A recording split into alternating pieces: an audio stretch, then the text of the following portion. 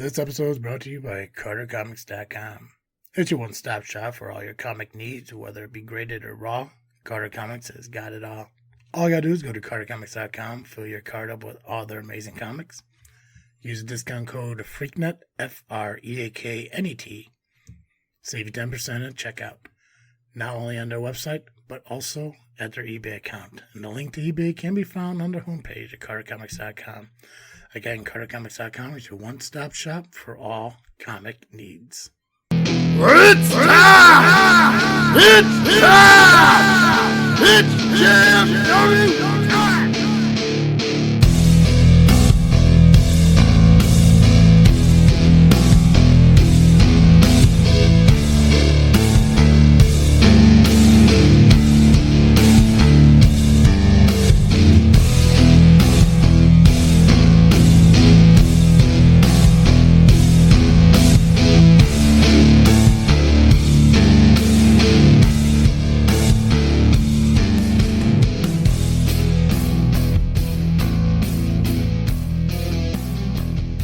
Hi guys, it's that time to get stuck in the ring with the greatest faction in podcast history. JFW Wrestling, the JFW Podcast, hosted by Travesty.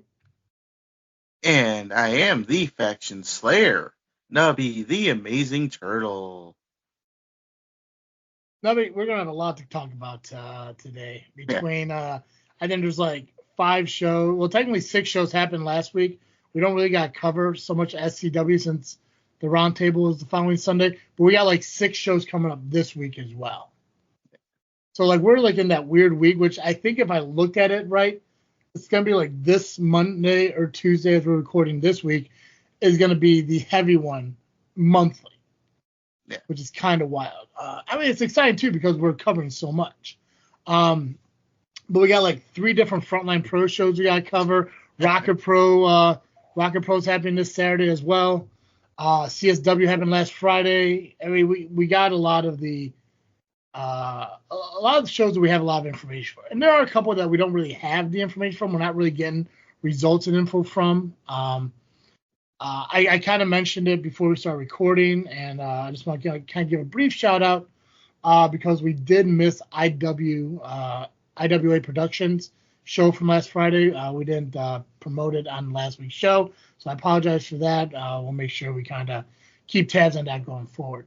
For any of those who, first off, are sharing and liking the post that we tag you guys on, we appreciate that.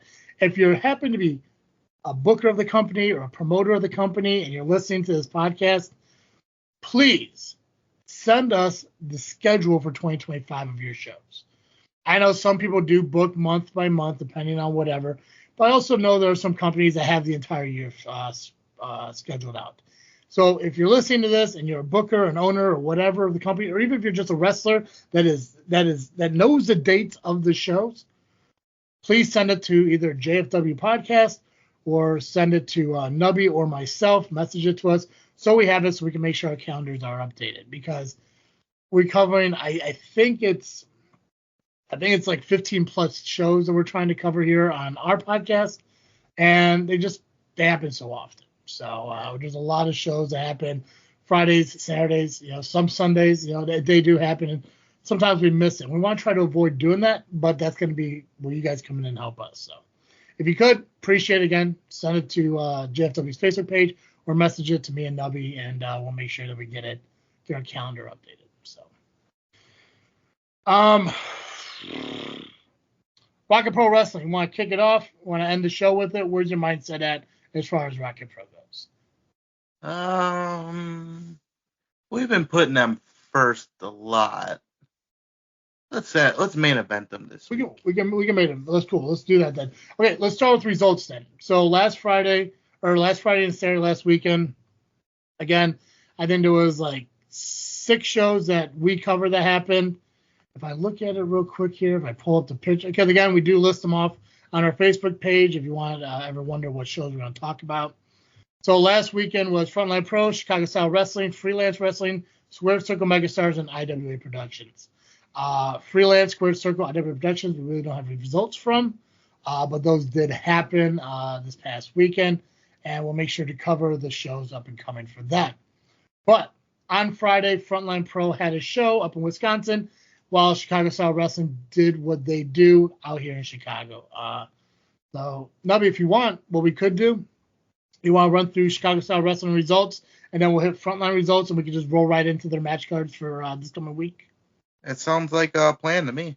Awesome, perfect. That way it gives me time to not talk.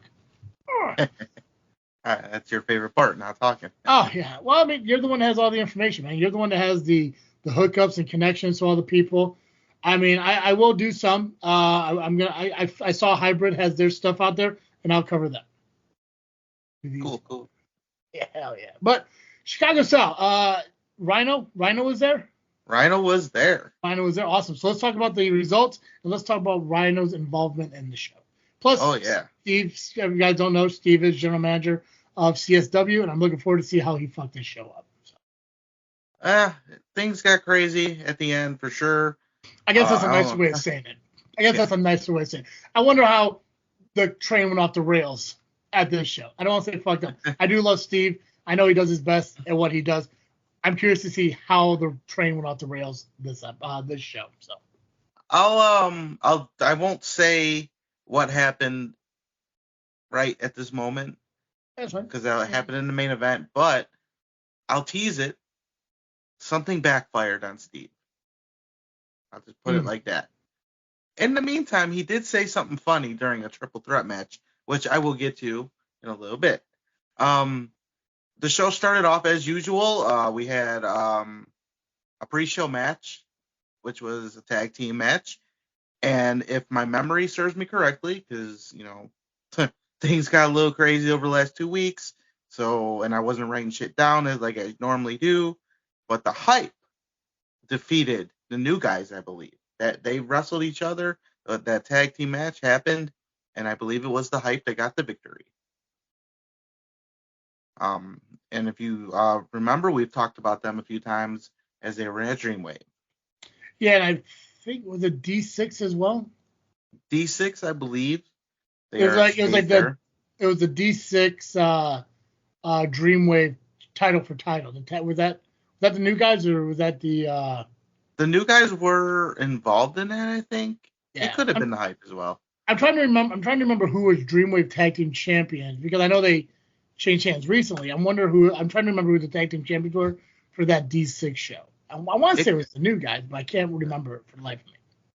I want to say it was the Hype that were the Dreamwave champions. That sounds right. The new guys were the D6 champions. That does sound right. I mean, I can easily look it up on the internet because that's what it's there for. But somebody out there could correct me.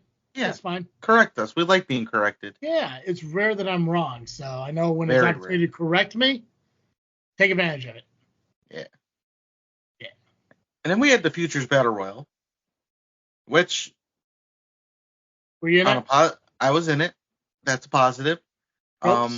Ropes stayed on. That is also a positive. That's right. However, the negative part was I got eliminated. But that's what I get for messing with Gunner Brave. I saved Gunner, but then I went after him, tried to get him eliminated. Well, it is every man for himself. And Gunner Brave, who is a tough competitor, great athlete, I had to try. Had to get rid of him. But he got me out. Like, he muscled me over, then gave me a kick to the face, and then I was done. Yeah. And then he went on to win it. Well, for those of you who don't remember or don't recall, last month, Gunner Brave, no longer part of Rocket Pro Wrestling, lost to Shaq Jordan. So it just makes sense why the most popular wrestler at Rocket Pro Wrestling would try to give a helping hand to a guy who's kind of down on his luck as far as Joliet. Right. Which is Joliet, most people are down on their luck. So there's no denying. It's not. It's undeniable. And somehow I knew you were going to say that. Somehow. Got it. Yeah. You teed it up for me, brother. I did. I lobbed it. You home run. Dinger, brother. Dinger. Yeah. But awesome. Gunner Brave. Has Gunner Brave been in Future Battle Royals at CSW before? Yeah. Yeah, quite okay. a few. Gotcha. And actually Donovan was back in it. Beat him up a little bit. Brendan Balling was in it. A workhorse was in it. Wade Evans. I get to beat him up a little bit, so that was fun. Oh, where was the other two workhorses at? Well, the other one is still bleeding somewhere, and the other one's a Genetti, so he doesn't need to show up anywhere. Well, Evans is definitely proven to be the standout in the group and everything. And I don't want to take anything away from the other guys, but I mean, if Evans willing to show up to be part of a future battle royal, at one of the Chicago wrestling companies, I mean that's kind of step in the right direction, and so. And new tights. He showed them off. They actually look pretty cool.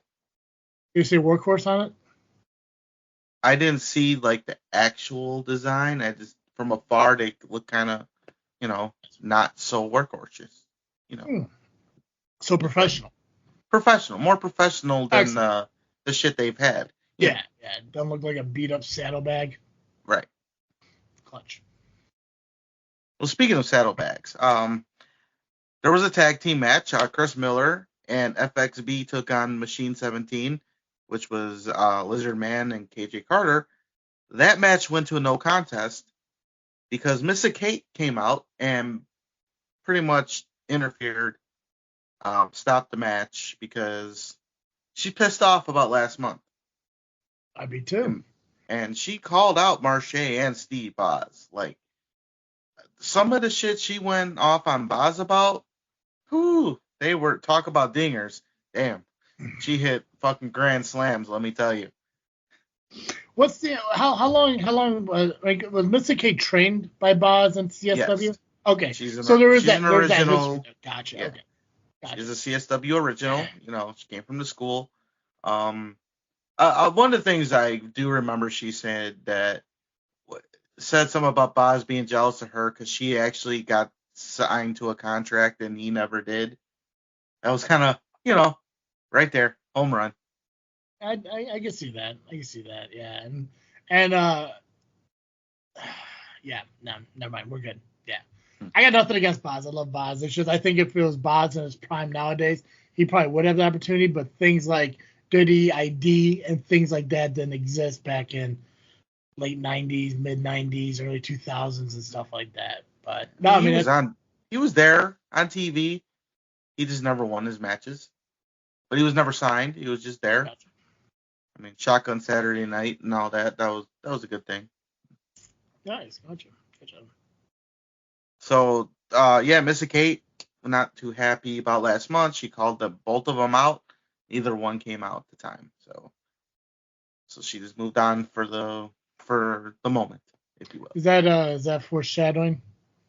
When you say they didn't come out at that time? Yeah. Gotcha. Perfect. Dun dun dun. Or I should say, she went away for the moment. That's more of a foreshadow of what is expected to happen. Perfect. Then we had the Russ Hamilton Open Challenge. Now, this ain't your normal open challenge where you come in and you wrestle and you try to win. Mm-hmm. All you have to do is last 3 minutes with Russ Hamilton. And if you last those 3 minutes, then you win the match. And the one that answered the challenge was Joey Pearson. Unfortunately, he could not last the 3 minutes. I mean, story of our lives in most cases. And he was choked out. So Russ Hamilton wins the first ever Russ Hamilton Open Challenge. Sounds like something I should do. Why not?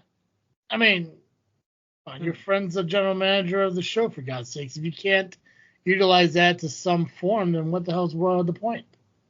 Yeah. Right? Hey, Steve, we got to talk. Yes, Steve. While you're over there doing your show right now, while we're doing our show. Actually, the show starts in like 10 minutes, but yeah. So. Yeah. Hell yeah. Which you can check out. Who's on this show this week? That's a good question. I had it and then I lost it. He's really digging in in the final season of Power Hour. Yeah. Let's see here. We're almost there. Oh, Chris Classic, owner of C3. I don't know why. C3W. Okay. Yeah. C3W? Yeah. Or 3 C3 Wrestling? C3. Yeah, that's what it is. There we go. Tonight, our guest, Classic Alpha from C3 Wrestling, gets to have a face-to-face discussion with Mr. Young of the board. He will also react to New Age Governor Xander's announcement of Sam Knight as his opponent for the upcoming May show, being billed as his last match.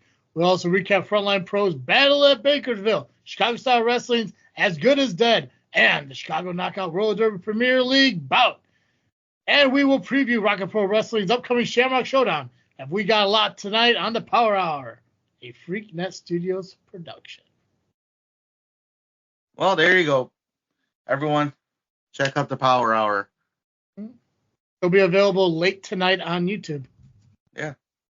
Just as we drop ours, he should be dropping his. Yeah. By the time we drop ours and you listen to ours, you can go watch theirs. So. Yeah, watch ours before... Or listen to our show before you watch it. 100%. I would agree, yeah. Because we'll tell the truth before the lies. So. Hell yeah. Which is actually kind of the nice way of doing it, because I don't got Steve going on to his show. It's like, oh, Travis bastardized me again. It's like, honest. Not bastardized. I could bastardize if I wanted to, but I just choose not to. So. Yeah, we haven't had to lately. But you never know. You may have to after this show. Perfect. So Quintero retained his Metro Division title by defeating JJ Garrett. Awesome match. I always enjoy a good JJ Garrett match.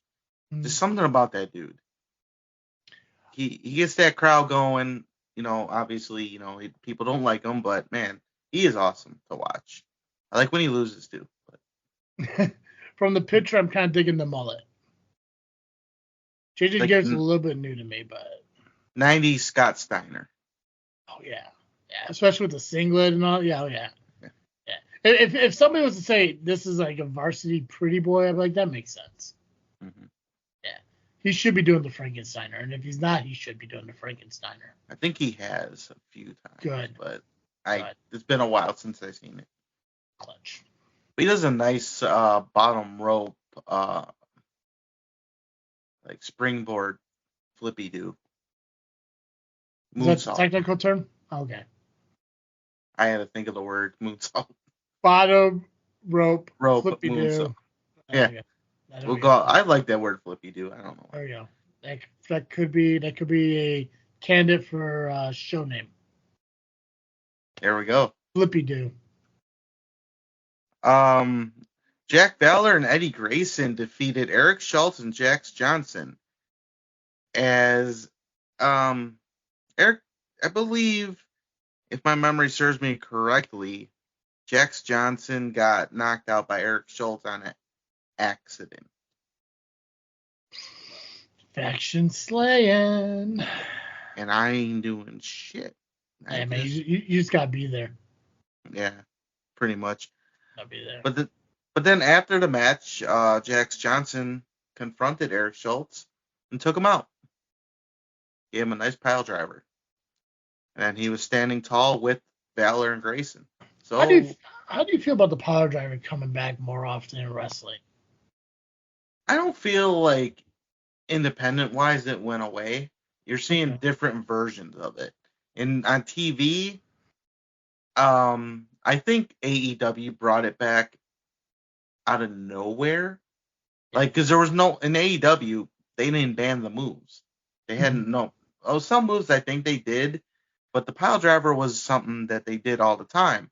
WWE was the one that banned it for real. Like, outside the Canadian Destroyer, you rarely see the traditional one. Right. I think, like, obviously you attend way more independent shows than I do, and you were in independent wrestling consistently longer than me.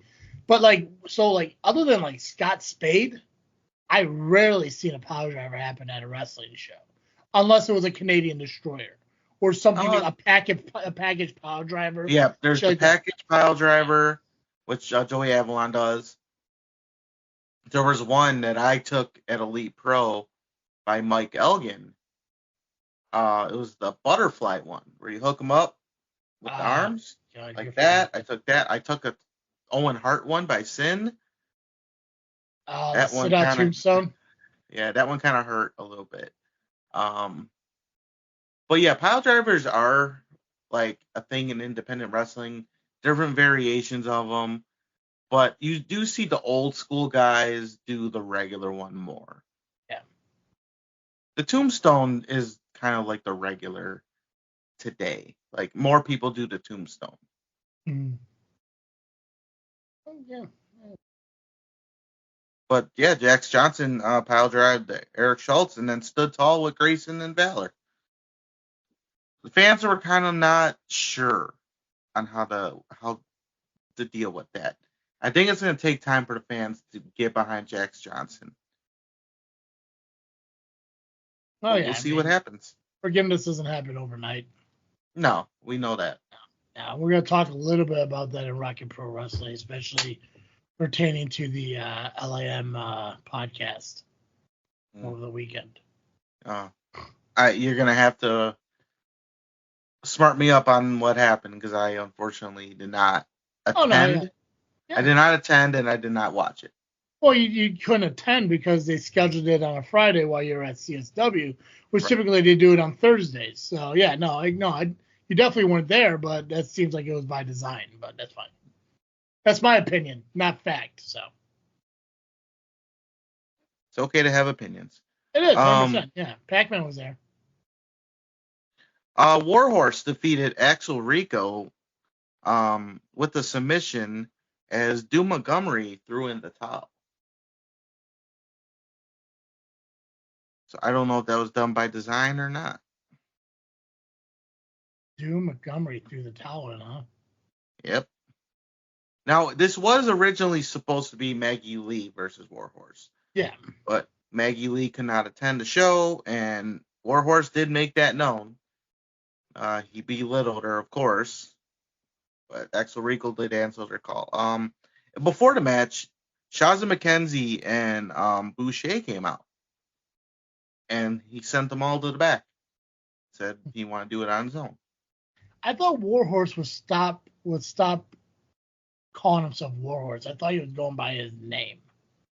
He depends on where he's at this point. Lose his title, change his mind. He calls himself Warhorse. He'll call himself Jake Parnell. He'll say Warhorse Jake Parnell.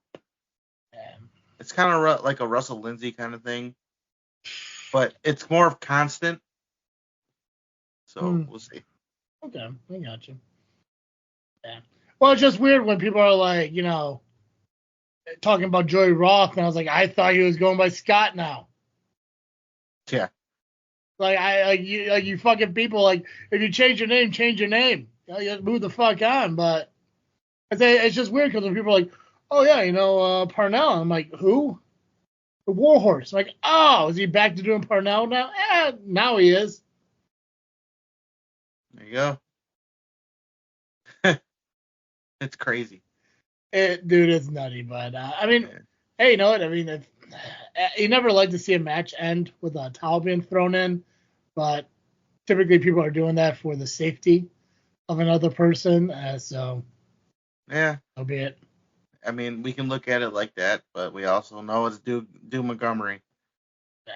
Well, go on to IWTV and watch the CSW show, and you make your own determination. Was it done out of spite or out of safety? We'll never know. Right? Yeah, that's where your opinions come in.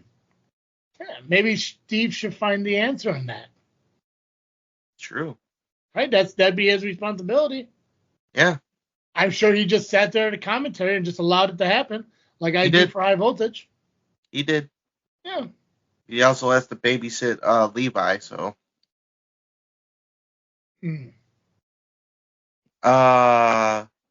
Cypher and Adam Stallion defeated Fly Death and retained the tag team titles. However, there's still some kind of dissension going on between those two. Adam Stallion, while Cypher was getting ready to chokeslam one of the Fly Death members, he tagged in. He tagged himself in. And it almost cost him. So there's some shiznit going on in the camp of Cypher and Stallion. Could be an ego thing. It could be. But why would you have an ego towards Cypher? This is Cypher.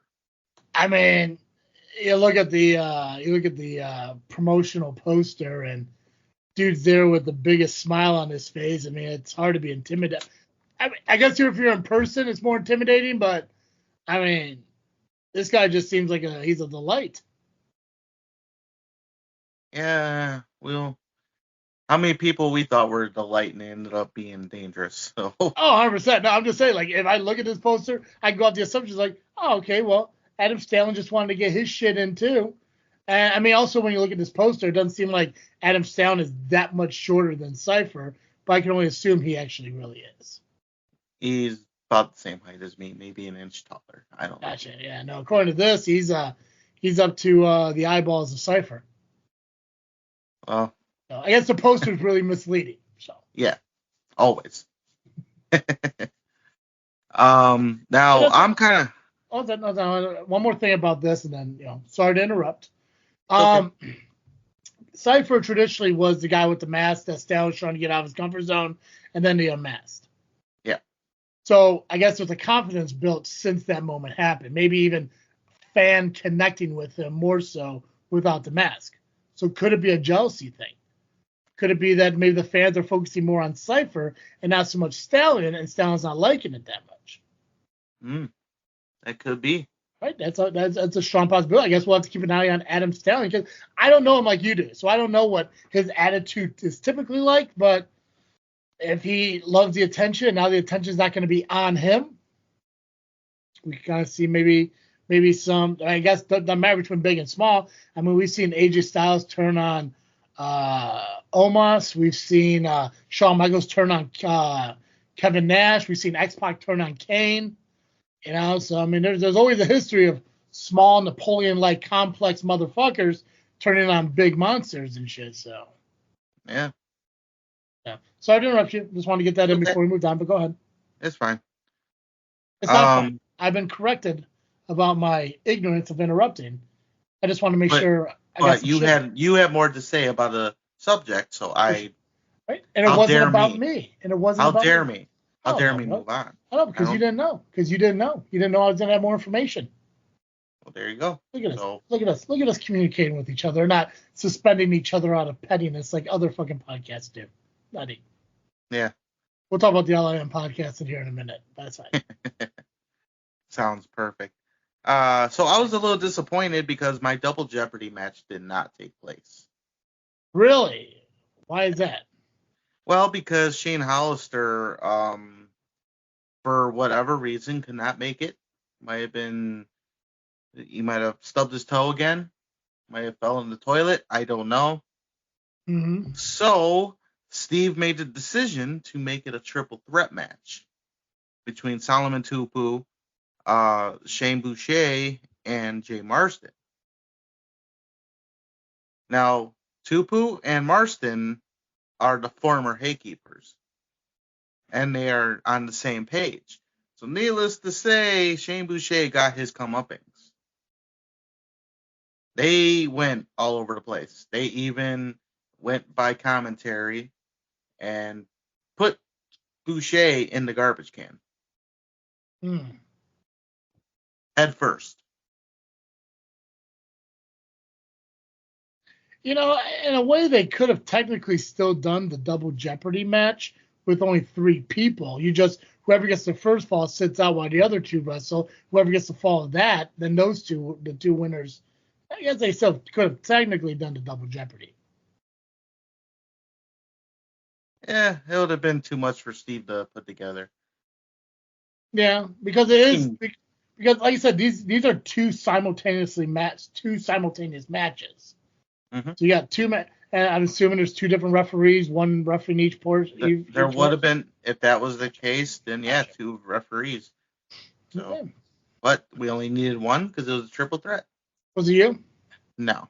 Gotcha. Why would I ref? Come on. Yeah, I don't know. Maybe one day just get your shit in. Who knows? Nah, not yet. Not where if Steve was a real friend, he will he would have subbed you into this Double Jeopardy match. I probably would have told him no. Why? For dying? I mean, come on, Tupu, that, God, why does he look like Bronson Reed so much?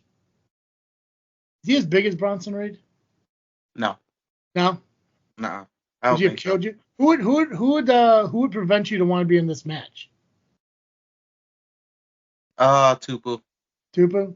I wouldn't want that. I don't want that smoke. Again, looking at the picture, dude smiling, he kind of looks like, either Bronson Reed or Akeem the African Dream. He just seems like a delight. I don't know what CSW's doing, man, but he's making these monsters seem delightful. Well, it is Uncle T. Okay. You should see him during his entrance. He's pretty delightful. Shane Hollister looks aggressive as hell. Yeah, but he wasn't there. He was not there. He was probably stuck in a bathroom by a cat for a month, apparently. That's what people do. After stubbing his toe. Yeah. But speaking of Solomon Tupu, he did pick up the victory. Not victory. Victory. The victory. After the match, while Boucher was down and out, Warhorse came out with a disappointed look on his face, said that the Haykeepers are no more. They are good as dead. Because he's tired of everyone failing. And everyone leaving at the same time. Everyone failing. Okay. Yeah. Gotcha. So we don't know where Shane Boucher goes on after this. What happens with Warhorse? Is it just going to be him and Shaza kicking the ass around? Who knows? So we'll see. Now, speaking of Shaza, she was involved in a scramble match for the women's championship. In the end, Amina Belmont did retain. Nothing to really officially report. It was a hard-hitting bunch of women beating the shit out of each other. Yeah, it's a great accolade. Overcoming those three women, that's impressive. It's definitely adding to that championship resume, if you will. Right. Like that. Yeah. Right. I think that was a valuable statement, but that's no selling. Thanks, brother. Thanks, man. Actually, there is something to report now that I'm reading. So Iniestra did accompany Lily Pescadita. Okay. And try to get her to, or try to help her cheat. But that's what backfired and cost Lily. Seeing Blair Onyx in there, she probably could have won this match.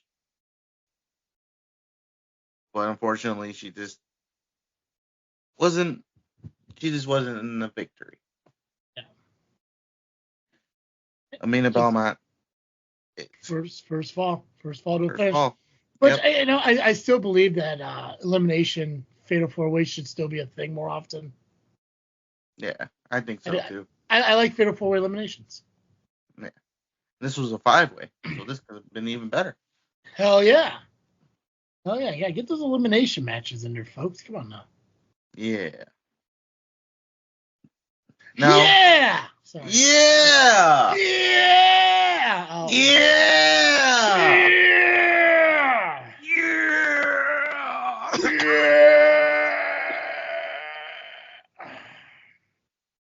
I'm not as loud as Pac-Man.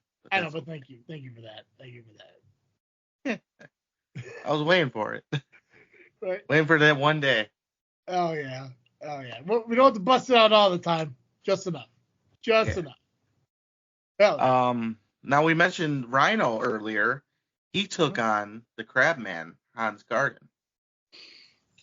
Awesome. That's not the guy with the turtle chips, right? No, that's Adam Stallion.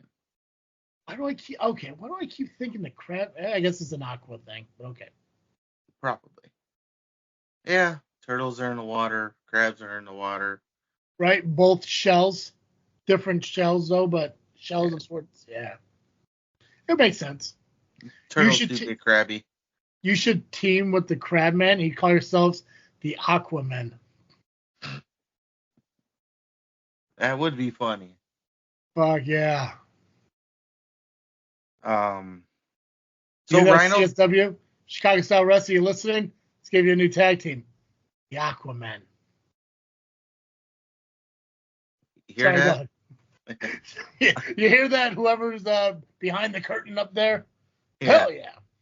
What did Rhino do? Rhino beat Hans Garden. With the gore, I assume. With the gore. Excellent. However, Hans Garden did not like losing, so he attacked Rhino.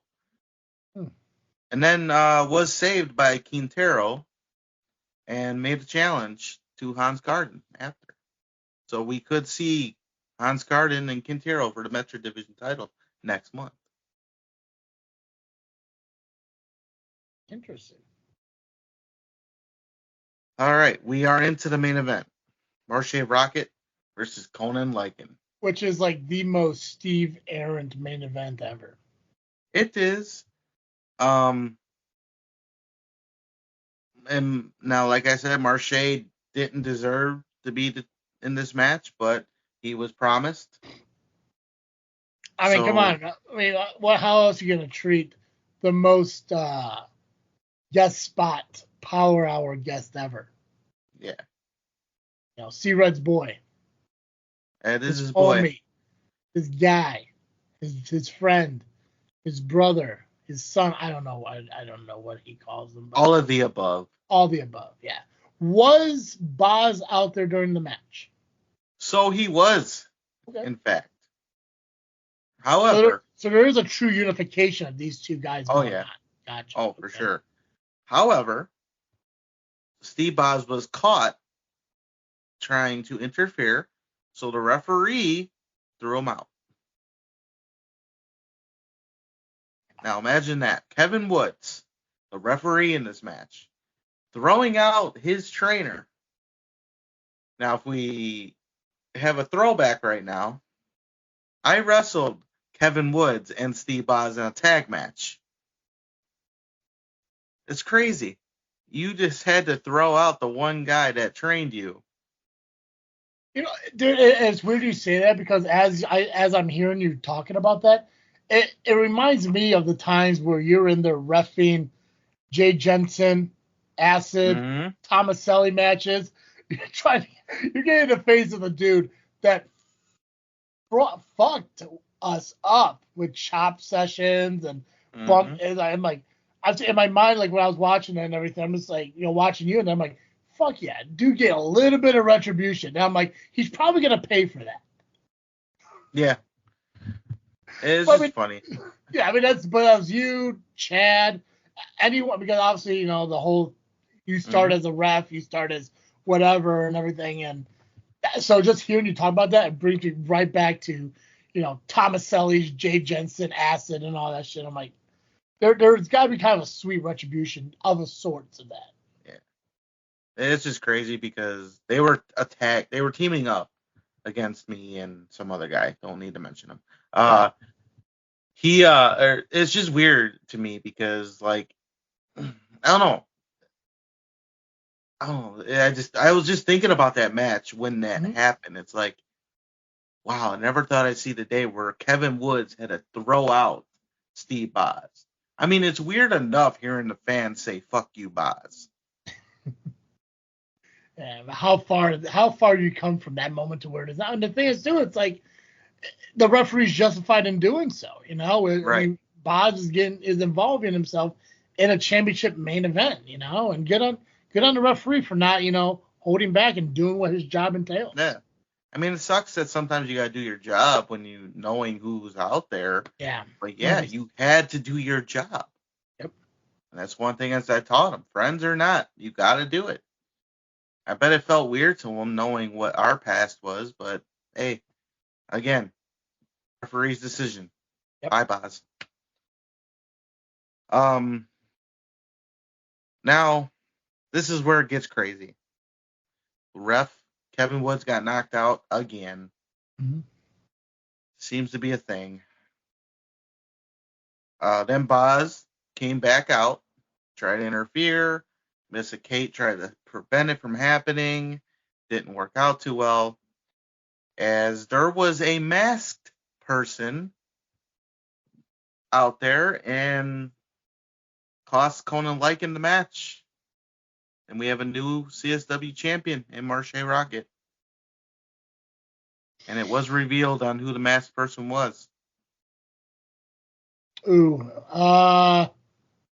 Hades 19, whatever the fuck it is. No. But I did give you the clue earlier.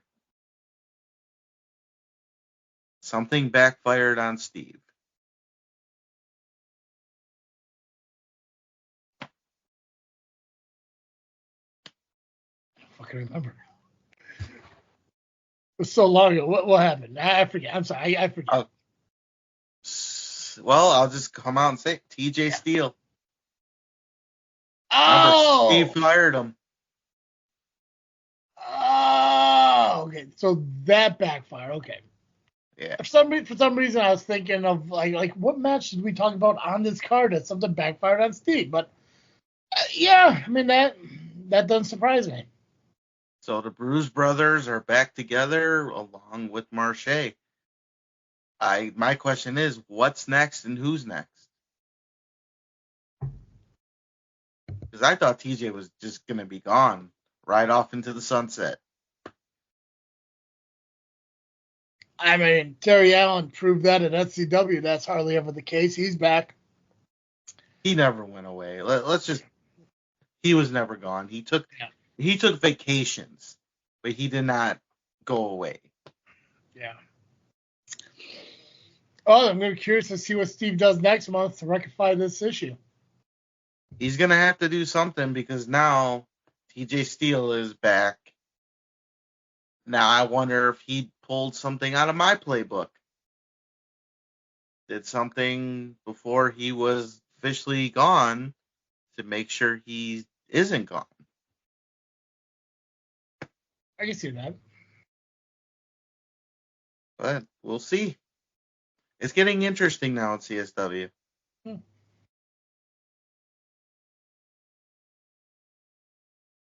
Wait, what's interesting, though, is it's kind of like roles reversed a little bit. Because during the time Steve was a Jackass GM, it was Boz and TJ against Steve. Mm-hmm. Now it's the same thing, only the roles have reversed. And now they got Marche.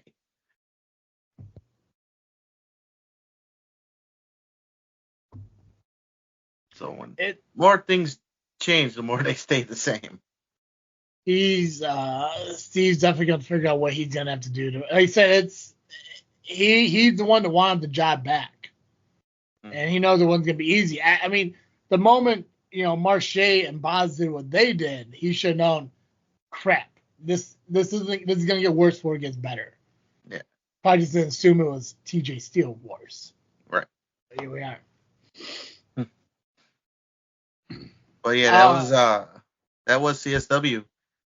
There was one thing I forgot to mention. Steve made it funny during the triple threat match. Oh yeah. So all three guys were in the ring and they were sitting in chairs and doing that bar fight kind of thing.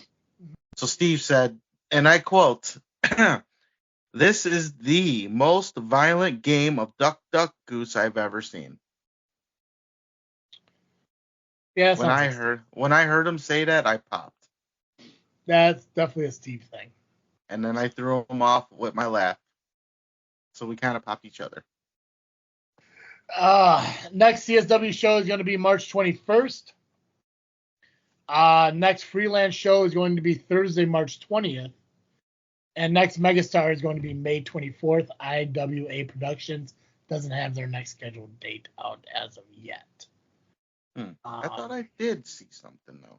I looked on their website, and the last thing I saw was them promoting their February 22nd show, or their February show that happened over the past weekend.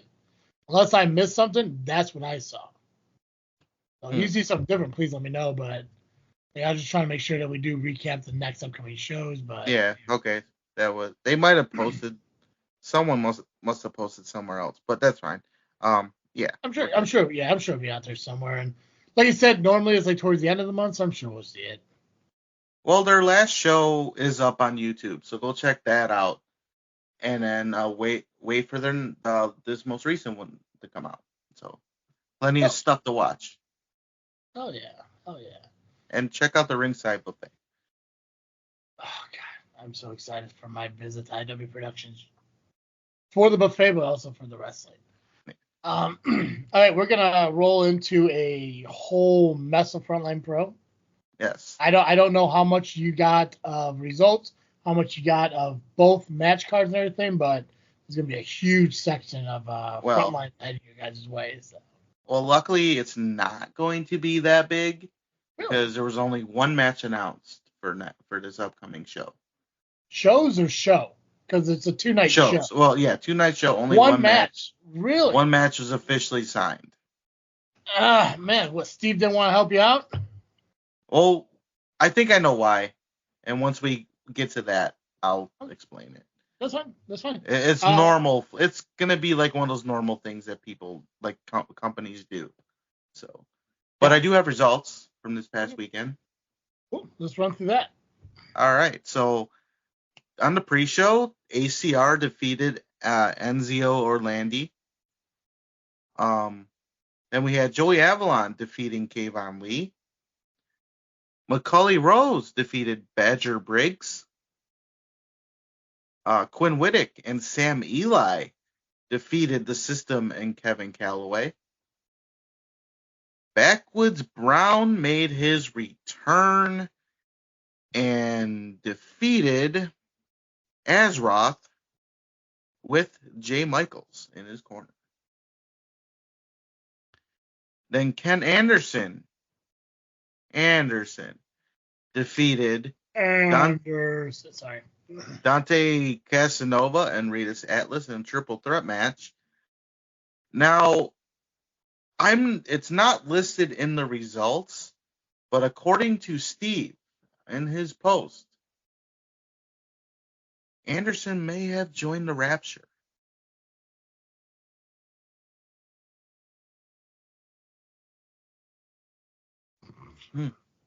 Say that one more time. Anderson may have joined the Rapture. May have joined. According to Steve. Because in a post he says he cannot believe that Ken Anderson joined the Rapture. It's got to be more of like an honorary membership. I mean, there's. Right? I don't know. I mean, is Ben McCoy crazy enough to go to war with Mr. Anderson? I mean, many have gone to war with him. Yeah, so it's a different breed, though, man. And I'm just thinking of like Aces and Eights Anderson. Now that was a crazy Anderson. I'll give him that. That was a crazy Anderson. I mean, listen, as they do is like, I mean, if anyone could turn Anderson into a teammate, it's Aaron Xavier. True. And I can confirm, just as I went back on the post, it says I cannot believe Ken Anderson is part of the Rapture. And that's all was put down. Yeah. I mean, I obviously I still have a slight issue with Ben pertaining to some of the things he said about not only me, but the show and, my friends and everything. But I feel sorry for the guy who has the belief that a group he thought was falling apart is actually slowly growing now. Right. And I know we talked about it a little bit about how we thought, Quinn Whittick and Muggsy were a part of the Rapture, and the fact that they haven't been relevant to the Rapture, in a while. You think it's just two guys, and how does two guys take over a business or tear down what Ben McCoy built? But when you start adding numbers by numbers, I mean, we've seen it with the Undeniable, we've seen it with Sabotage. I mean, the number of games is a factor in this business.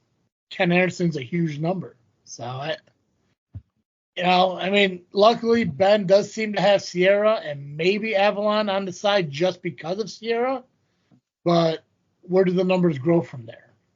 That's right. And you mentioned Ben McCoy and Sierra. They teamed up against the Rapture, but the Rapture did get the victory. And then Jared Jax and Shaq Jordan went to a time limit draw.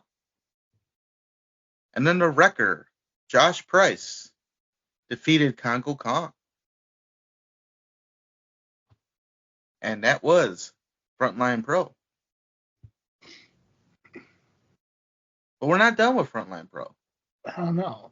But, yeah, Wisconsin ain't done with Frontline Pro. Wisconsin ain't done with us. I ain't done. Hell no. Because there are 2 shows this weekend. And it's called Celebrating 25 Years of EverCon.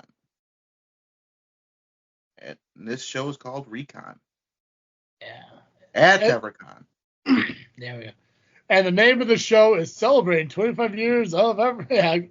Yes, the Recon at EverCon. I guess EverCon is a convention. Yeah. I guess it's up there with Rothschild, Wisconsin. Yes, it is. 10101 Market Street in Rothschild, Wisconsin. It's at the Central Wisconsin Convention and Expo Center. Free admission with the EverCon ticket. So the wrestling in general is free. And for both nights, it starts at 6 p.m.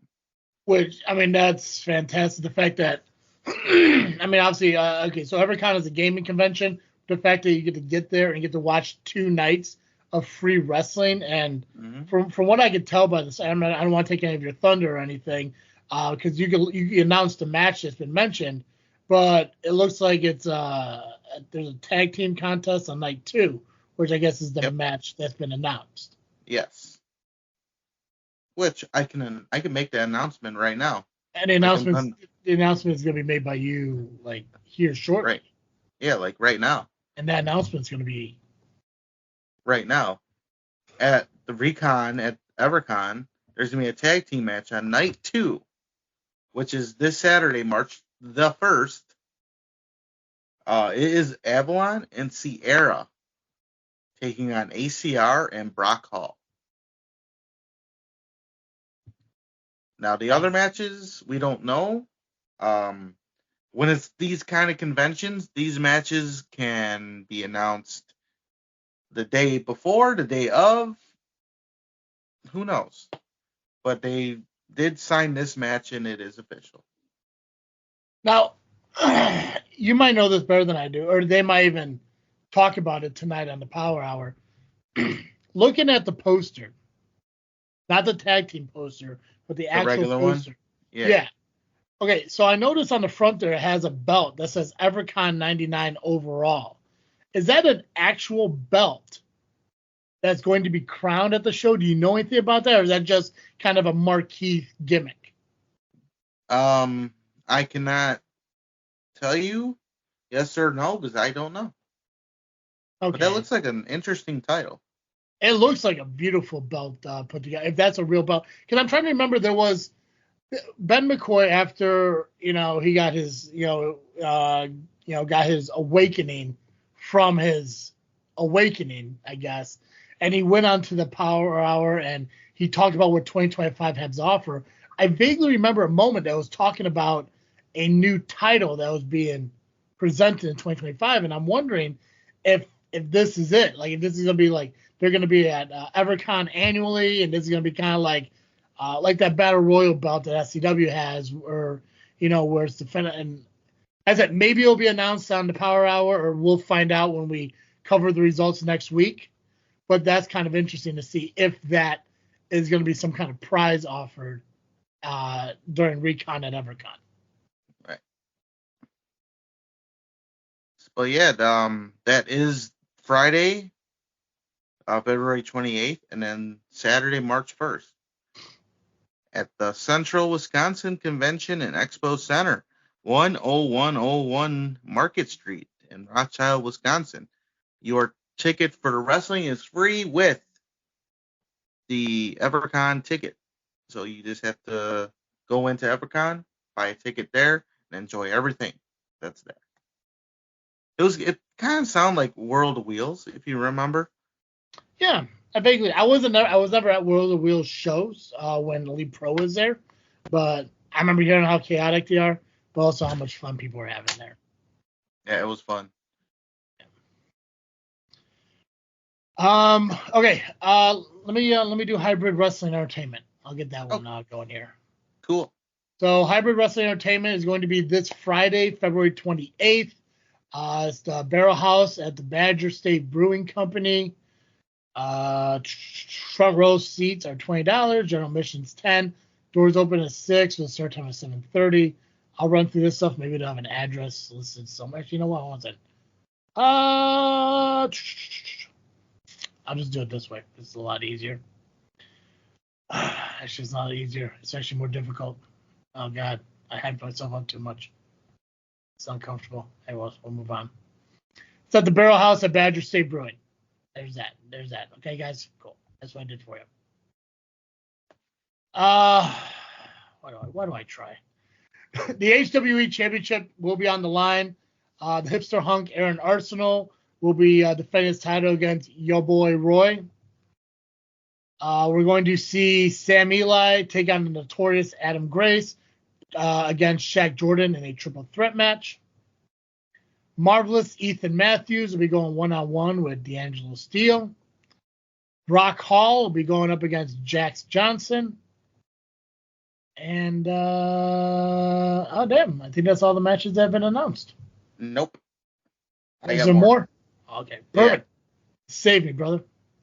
So on the pre-show, we have Jimmy Ocean taking on Yoshi Kai. Yep. We will have the porn stash Peter Schwanz debut his talk show. We have Wyatt Torgson taking on Shane Hills. Stacy Shadows will be taking on Amina Belmont. Jordy Lee will be taking on Jack Spade. And that is Hybrid Wrestling Entertainment. Nice. At the Barrel House at Badger State Brewing.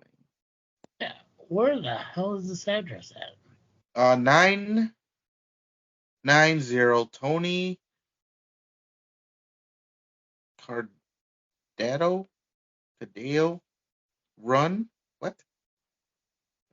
I'm reading whatever it says under the name in Green Bay. We suck. No, you're right. 990 Tony Canadeo Run. It's almost like right. Canada. Canadeo Run in Green Bay, Wisconsin. Okay, there we go. Yeah. And our front row is sold out. Tickets are general admission are $10, and there's actually a 4-pack for $35. Awesome. Perfect. Tag teaming that shit. Yeah, I tried to do it. It's just insane.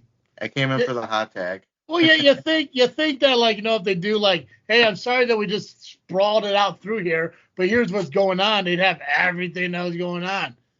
But they knew I was inbound to fuck it up. It's fine. It's cool. Midwest Championship Wrestling is also happening this weekend. It's going to be Friday. It's going to be live pro wrestling over at the Skydive Chicago out there in Ottawa. We've got the 3215 East 1969th Road in Ottawa, Illinois. Let's see, what are we looking at here? I'll get ready to reintroduce women's wrestling coming to MCW on February 28th, featuring the in-ring debut of Cowgirl Sadie Bell at MCW. Plus many more talented wrestlers to be in action, including your MCW fan favorites and many new appearances coming soon to the Midwest Championship Wrestling Illinois in 2025. Tickets are available at Midwest Championship Wrestling Illinois.square.site. Link is at the event at the Midwest Championship Wrestling Facebook page. Again, doors open with 6, bell times at 7 at Skydive Chicago at 3215 East 1969th Road in Ottawa. Kids 6 and under are free. Yeah, there we go. Perfect. I think so. As I mentioned, if you give us information, I can talk more about it. They could get the CSW, SCW, RPW, ARW, rub, or the what's it called, the treatment. If you just give us the information we need. Frontline, just give us some information. That's all we ask for. Simple. Okay. What's going on for the Ultimate Combat Gauntlet? So, Ultimate Combat Gauntlet is this Friday, February the 28th, and it's live pro wrestling at Magoo's Bar at 6550 South Maynard Avenue in Bedford Park, Illinois. Tickets are $20 for adults, and kids are just $10. And we have a few matches. As Adam Stallion will be taking on Hans Carden. We have Officer Eldridge taking on Kenny Sutra. Connor Core will be taking on King Trell. And Killa Lee will be taking on Trent Wrigley. And those are the matches announced for this Friday, February 28th at Magoo's for Ultimate Combat Gauntlet. Nice. Let's see here. So this Saturday, Live Pro Wrestling returns to Fox Lake at the American Legion Post 703 as POWW Entertainment presents Slam Fest. It is this Saturday, March 1st.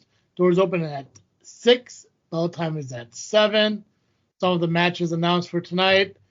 Mason Perks will be putting his POWW Heavyweight Championship on the line against Jason Dukes,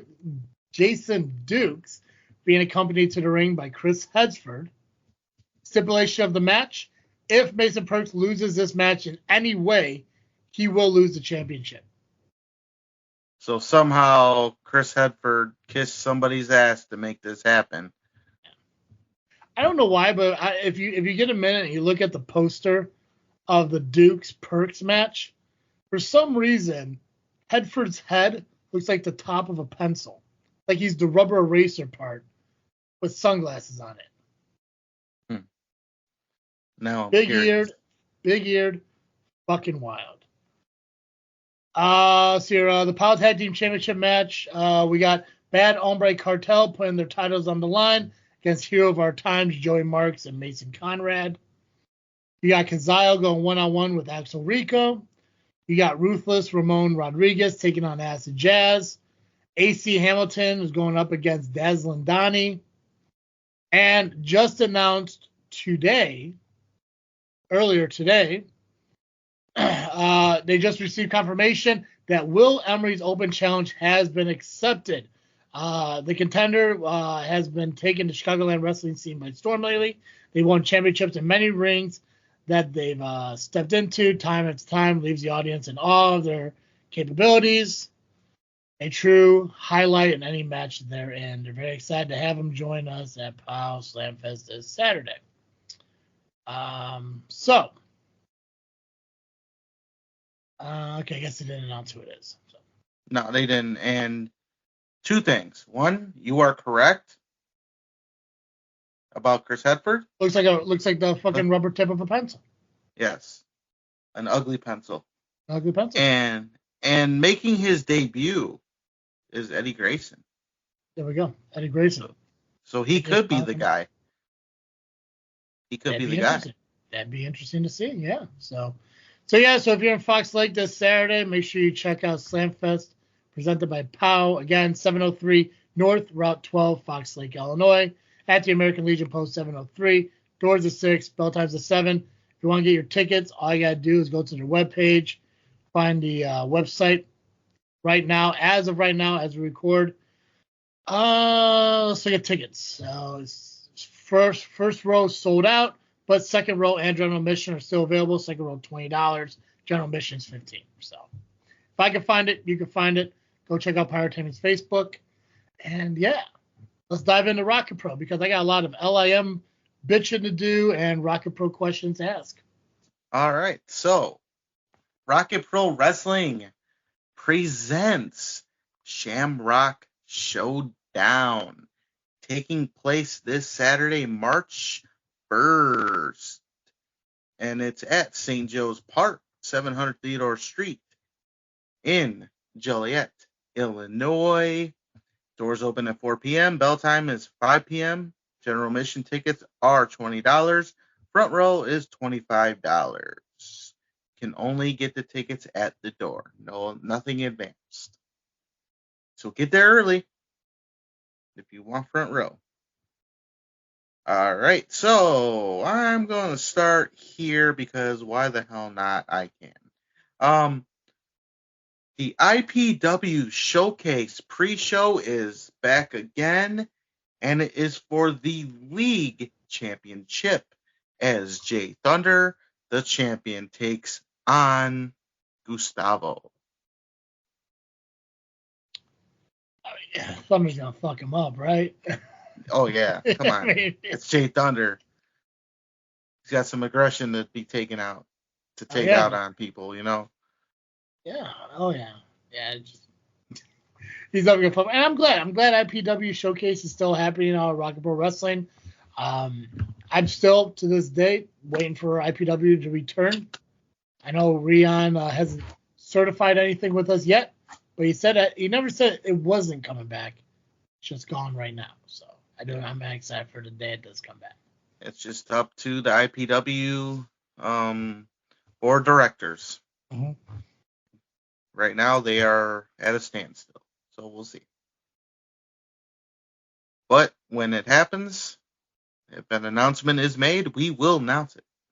Hell yeah. We may not be the first to know, but we will know. That's right. Although I think we should be the first ones to know. We definitely should be. 100% Come on, should be. Rian. Yeah. Come on, Rian. Help us out. I mean, fucking LIM, they love Rion, Treon and all that shit. And even they're not asking when is it coming back because they don't give a fuck. Selfish. Selfish. All right. So we have a tag team match. And you're going to be shocked. Which one? There's several. Well, you're going to be shocked by this one and not shell-shocked. Well, maybe you will be shell-shocked. Who knows? Because of somebody that's in this match. Because it's the Freebirds taking on Scumbag Army, Matt Creed, and Rat J Flywheel. What the fuck is that? Well, from what I understand, Tom Heisman is injured, courtesy of the Freebirds from last show.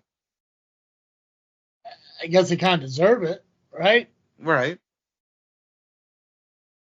But just to see Rat J Flywheel in the ring. I cannot. Here's the thing that because I know there's another match that's going to be brought up that I think would be a factor into this match because there's another Scumbag Army member that's in attendance of this show, and if they don't get involved, I'd be very surprised. I think I know where you're going with that, and I may have a counter to it. I hope you do because here's the thing because I've had a history with Flywheel.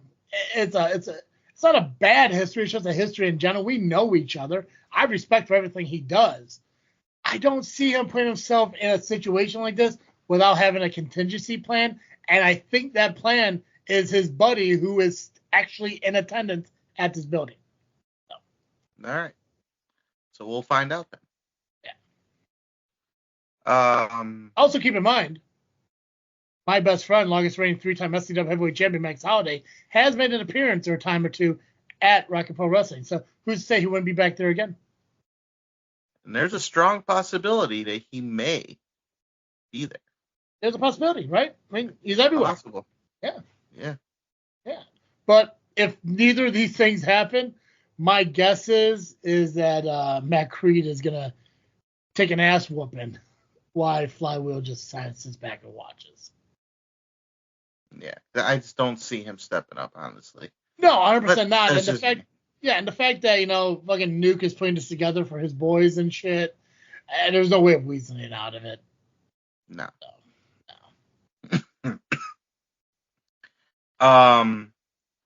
There's gonna be a sit down, and it's gonna be Steve sitting down with Shaq Jordan. Yeah, awesome that this is about Shaq Jordan and his sit down with Steve. When big fucking surprise, you go to the Lovely Intoxicated podcast, and Pac-Man, who actually shows up for his own shit, is making it about the LIM. Case in point. Oh, what's that word right there? Is that Steve? What? Did the hashtag Let Steve Sit movement really work? They're still talking about that? He's still talking about it. And the fact that Double J had to tell him that was 2 years ago proves that the only time Pac-Man ever really wants to talk about something is if he can find a way to make it relevant to his shit. Because he is the epitome of get your shit in. It's a selfish way of being, but that's who he is. Oh, look, here's something important that's happening. Shaq Jordan just sent Gunner Brave packing last month. Steve's going to get an exclusive sit-down with a guy that he has been bastardizing on commentary for many, many months. Justifiable, because Shaq's been kind of a dick. And instead of talking about the build-up to this and the importance of this, Pac-Man goes ahead and makes it about him and the LIM. I guess good on Double J for correcting him. 100%. Even though J said that was years ago. And even Gabagool said, who, let's face it, is definitely becoming the top fan, which we'll get to more proof here in a minute. Even he said, I've been sitting next to him for commentary for months. Of course he's sitting there. And what does Pac-Man do? Just kind of sits there all frumpy like, oh, I guess they don't want to play along. Because you got to move on from shit. Like when he brought up, I can't remember why, but he brought up the first time we went to war together. Like, motherfucker. Like, get out of fucking 2021. Like, move the fuck on. Hell. Anyways, but yes, this is important. I'm interested to see what happens in sit down, especially, again, Shaq knows what Steve's been saying about him. Hell, I've sat through it for a few months. It hasn't been good. I mean, he's been doing the same shit to Aaron Stone, but, it's just who Steve, as a commentator, Steve gets to say what he wants when he wants because he does understand the ramifications. So I'm interested to see what happens here.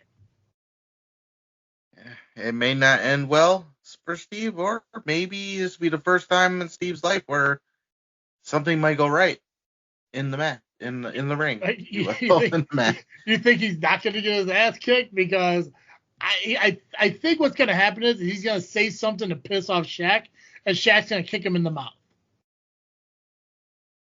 That's a prediction. I'm not saying maybe Shaq will say it's not worth my time and walk away. But if Steve is really at a sitting position, that's a very vulnerable position to be in. Shaq is quick. Wouldn't be surprised if he kicks him in the mouth. That's just my feelings on it, but who knows? So this might be one of the times where Steve should mind his P's and Q's. I think so. For once in his life. Exactly. Just for once, ask the questions, get the information, and appreciate the time that you are allotted for it. So basically, Steve, don't be a contract signing or a wrestling wedding. Exactly. Yeah. Do not have the expectation of going through a table. Right. No. Basically, don't be you. Yeah. Be you, but not like. Yeah. Don't put yourself in a situation. Be like early '90s Michael Cole or early '90s Jonathan Coachman, or Mean Gene Okerlund. Or watch a segment of JR where he didn't get his ass beat. Exactly, where he's not set on fire by Kane or had fruit thrown at him by Stone Cold Steve Austin. Yeah, other ones than that. Yes, exactly. Watch the Maury Show. Not Jerry Springer. Yeah. Ricky Lake. Yeah, not much fighting happened there. No. Jenny Jones. Sally. Not Steve Wilco. Not Richard Bay. There we go. Remember that fucking guy? Oh, fuck that dude. But yeah. It's interesting. Like I said, I'm excited to see what Shaq Jordan does say, knowing that he's taken away Joliet's favorite child, the guy that Gunner House is Gunner, whatever. So yeah, Gunner's house. Is it Shaq's house now? Might as well be. I mean, right? He beat Gunner. He beat Gunner. Transfer that deed, brother. But if you listen to the fans now, the next one to step up, me, maybe, I don't know, could be, is now my house. I don't know. The Turtle Den. The Turtle Den. The Turtle Lair. It's the Turtle Lair now. It's the Turtle Lair. Yeah. Yeah. It's my lair now. My lair. Hell yeah.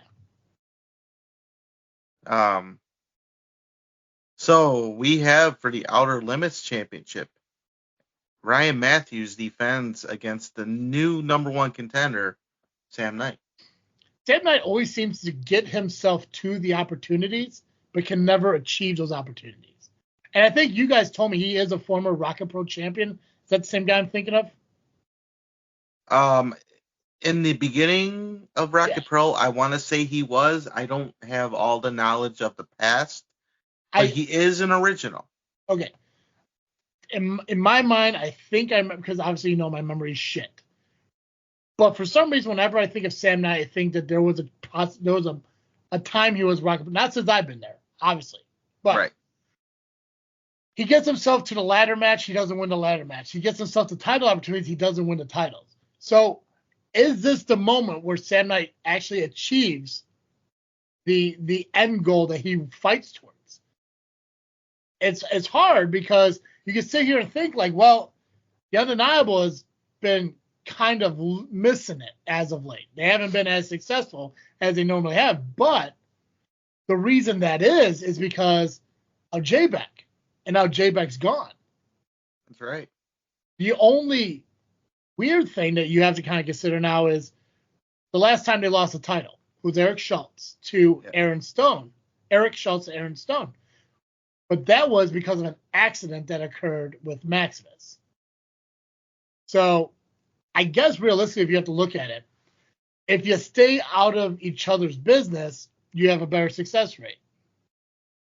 Not only that, I think Damian Saint is the only one that's been succeeding with the shenanigans. So maybe Saint, even though he should not be out there because he's general manager, he should be the one instead of J-Beck or Maximus O'Ryan. If they're fucking up, Damian Saint's got to be the one to step up. I think that yeah. I mean, I know you don't like the term giving credit to Saint. But I think that's because of his meticulousness, his ability to figure out what he needs to do to get his guy to the finish line. I think when it comes to J-Beck, especially towards the end, it was all panic. I need to prove myself. Maximus, I think, was just arrogance and cockiness. That's what he's been known for, is being a huge cock, and having the lack of focus on trying to help Schultz retain his title. So I think you're right. If Damian Saint doesn't have the faith in his guy keeping the title, then he definitely needs to be out there. At the same time, does Sam Knight have somebody to counter that outside interference? Because we've seen him have a rocky relationship with Stone. I don't think that's going to happen, even though they have a mutual hate of the Undeniable. But we've always talked about with you, who from the back is going to step up? Rion said it. Who from the back is going to step up? So, I would love to see. I would love to see the careless hat get his comeuppance. But if there's no retaliation or no cause and effect to the outside interference, I don't see a title change in hands. Side note, am I the only one in the world that takes their glasses off and cleans them from time to time? No. Okay. I just see myself doing it way too often. I do it a lot. I kind of do it elegantly, like. I can't wait to get contacts back. God, I need to get my contacts again. Anyways, I don't mean to take away all the thoughts and opinions on the match. What are you thinking here? No, I agree with all your points, actually. There's nothing more to say. I agree with everything you just said. But I hope Sam Knight wins. There's my input. I feel I would love to see it happen because I think the time is right. You know, and that's the thing. If he doesn't win, how many more opportunities does he get? Right. Now Just go back to the end of the line now. Seems like it, yeah. So, yeah, I hope Sam Knight wins because fuck Undeniable. And speaking of more undeniable, this match is finally happening as Devin August takes on Skylar Reed. To me, it seems like the kind of match that you're going to see at May when the season ends. You know, it's like I don't think the story ends here. I don't think this is where it's like it's all one and done. I think they want to have that climactic finish between the two. At the same time, I know that Pax kind of made it about himself again. I know that, which is weird, again, because you didn't get an opportunity to listen to the show. I'm sorry, I sat through the whole thing. Pac-Man was talking about forgiving Skylar Reed for the things that he's done. And then you get guys like Gabagool and Double J talking about the difficulties of forgiveness and all this stuff. And I'm saying, so you sit and you listen to this crap about like they don't forgive, or no, I'm sorry, they don't forgive Joey Roth. Like they still question Joey Roth or Scott or whoever the hell he's supposed to be. And it's like motherfuckers. It's like it's not that hard to see the change in somebody. Like you forgiving Scott or Joey, whoever the fuck he is. Where's your mindset on a Skylar Reed, especially the undeniable history you have with him? Well, so if we circle back to when I got fired and, beat down, Skylar Reed wasn't part of that. So I didn't have any ill towards him. Yeah. He was undeniable, so yes, he became collateral damage if something were to happen. Yeah. Now, because of Skylar Reed, I gave him and Devin August a tag team title shot when I was GM. If it was, if Skylar Reed was part of that problem, I wouldn't have done that. But and then there was other reasons why I did it, for giving them a title shot, but we don't need to get into that anymore. But Skylar was not on my radar at that point. Mm-hmm. So there's really not much to forgive, as he was not even an issue. He was just part of Undeniable. So if he did something wrong as an Undeniable member, I had to do my job as a GM. Yeah. Because he did something wrong. And nothing personal with him. Devin August, on the other hand, he was part of that problem I had with Undeniable, jumping me and when I got fired. And he received the receipt. Like I was promised I can hand out receipts, and I gave him one. And then if he became more of a problem, then I did something about it. There's no forgiving Devin August. He's still part of the problem. Skylar Reed, however, saw what was happening, and he changed his ways.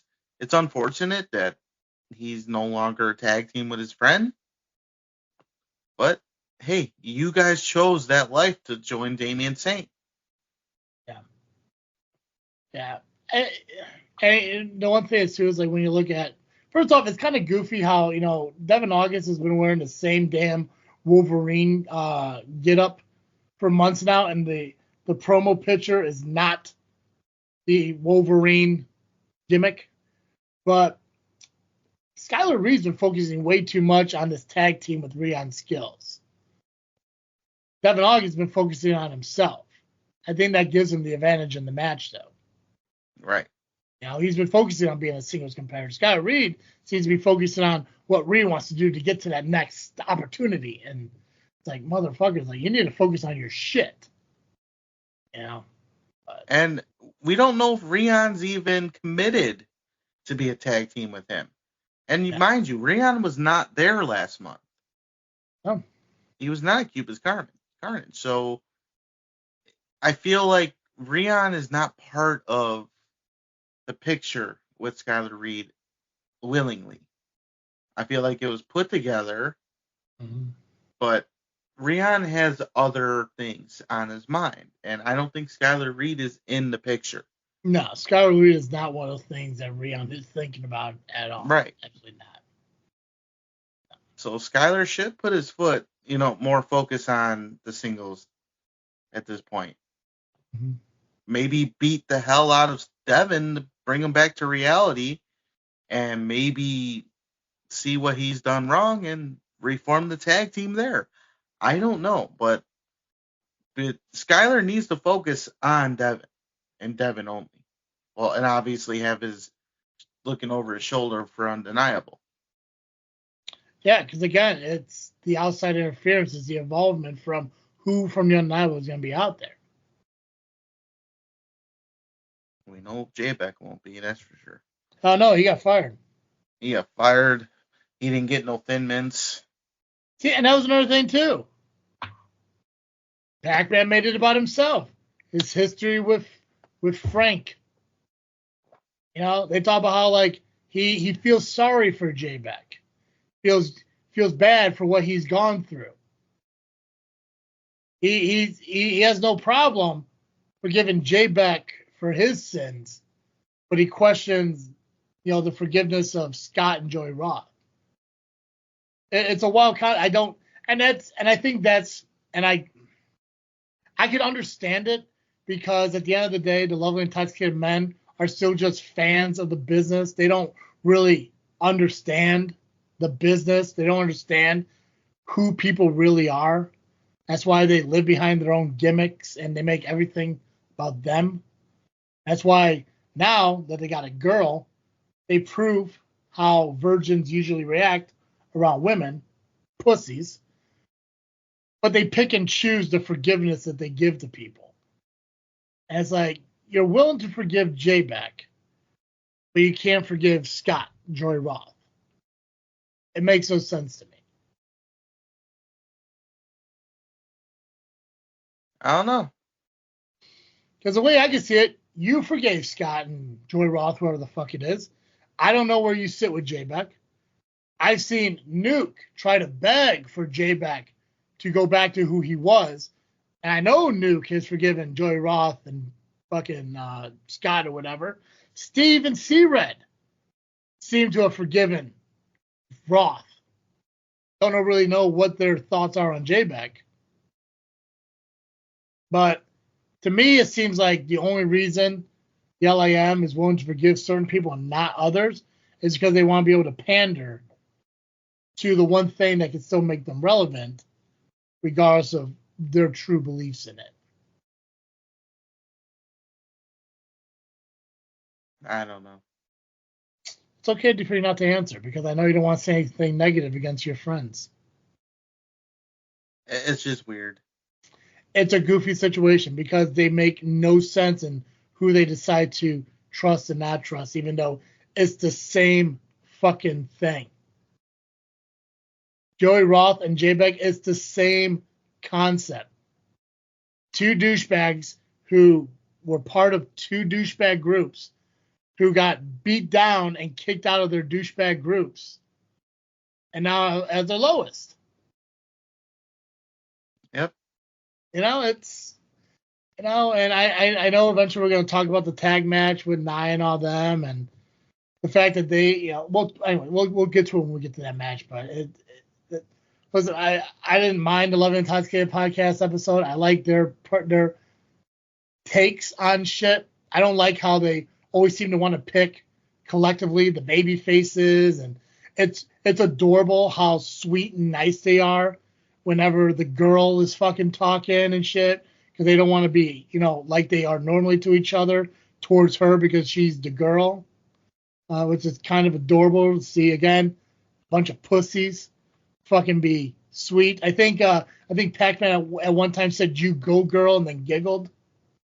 I think he was still petrified of a cat through a webcam. Sounds about right. It's wild when you sit there and think that these are the same guys who 5 months ago, give or take, smacked the shit out of each other in the Shelley's backyard. And now they're minding their P's and Q's because fucking Giggle's sister happens to be on the fucking podcast. A podcast which, by the way, you are still not consistently a part of, or even special guest a part of, because they have to book it on a different day. Ironically, the same day you're unavailable.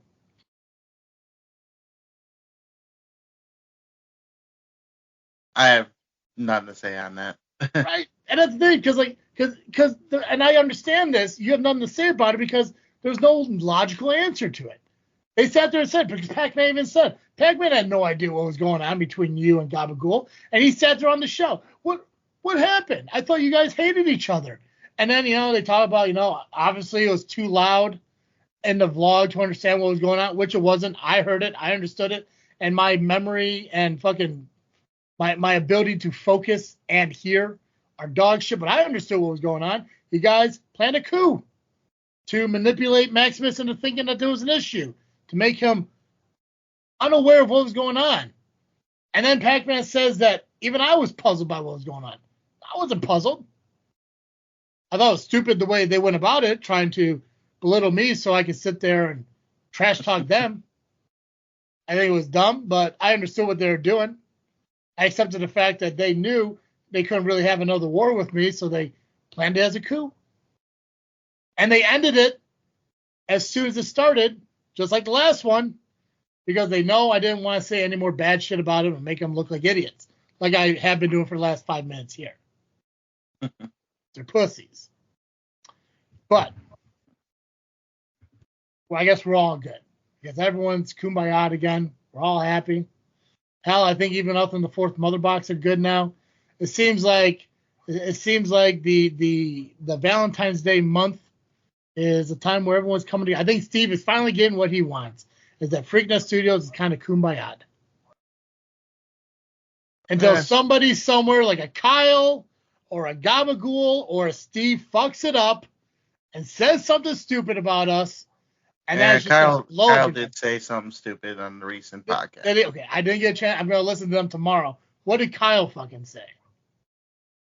Well, they're talking about, their new show that's going to be coming out, and they're not going to mention what the name is yet.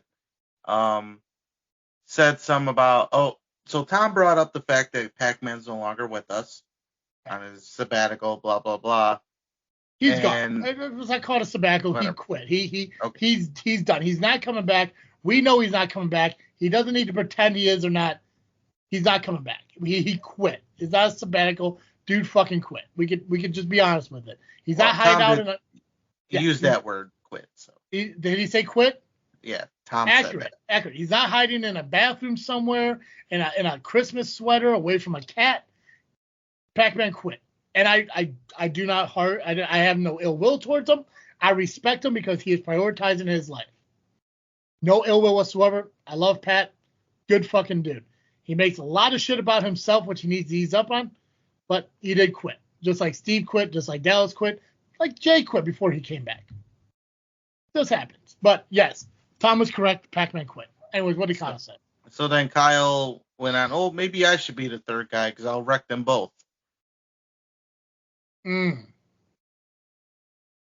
Why would he want to be the third member of a wrestling podcast? Just to wreck us. What the fuck is he going to wreck us for? Do what? He's an idiot. Dude, he doesn't say anything against us on his own show. He's going to come over here and say shit. I guess the only reason he could wreck us here is because he would actually know what was being said. And then he'd be able to take a week to reflect on it, write it in his fucking notes like most therapists do, figure out how does it make him feel, and then respond the following week when we have moved on and I forgot what I fucking said to him. Right. What the fuck is he gonna record? Like, that's the dumbest fucking thing. That dude is stupid. Just a moron. He's got a master's degree. He's moron. stupid. He is a moron. Third member. No, I don't need a third member right now. If the right person came through, 100% yes. It ain't fucking Kyle. There's no reason for me to have him on this show. I welcome back as a guest on this freaking show. Kyle does not need to come over here. No. Absolutely fucking not. No. So, fuck you, Kyle. Yeah, fuck you, Kyle. Hey, me. What we got next? All right, so the Inter-County champion, Jesus DeSafio, will be addressing Kid Lat. All right. Pac-Man stated, it's inevitable that DeSafio and Kid Lat are going to meet in the ring. Why is it inevitable? Why is this something that has to happen? Because Pac-Man knows something. He didn't specify why it was inevitable, just said it was inevitable. So in my mind, it's just him spewing out garbage to pander so he could talk longer. So what is it about Kid Lat and DeSafio where it's inevitable? Did DeSafio bust Kid Lat's arm? No. Did And what's funny? Yes. What's funny is it became about DeSafio and Kid Lat, but originally it was Maximus and Kid Lat. So what is this? DeSafio doing Kid Lat's dirty work? Or I mean, not Kid Lat's, Maximus's dirty work? Yeah. That's what it seems like to me. It's the inevitable part where when people listen to a podcast and like, oh man, what really happened? And then they go back and like, they have no history together. They really don't up until, like, so I can see the recent events, sure, maybe. I mean, yeah, DeSafio was there when things happened, but it was all about Maximus. I mean, Maximus makes it about himself anyways, because he's got a big ego. But it was Kid Lat and Maximus. Now DeSafio's involved even more. So I don't get this inevitable part. I don't either. And again, I honestly believe it was just fucking word salad that Pac-Man was spewing out there just so he could prolong the speech. That basically he's doing what I do. Just dragging shit on to hear yourself talk for a little bit longer. But his shit's not making sense because I got drawn into it. I fucking bought into it. He got me. I sold. He sold, and I believed it. I was like, fuck, what history do they have? And I was like, I don't think they fucking do outside of Kid Lat coming out during that triple threat match. Right. I mean, unless there's Wrestle League stuff that took place, but we don't know that history. No. Nothing has been talked about. Exactly. That is the part where it's like, motherfucker, talk about what you know. Don't just make shit up. That's like me saying like, well, Nubby, it was inevitable for you and Danger to get together.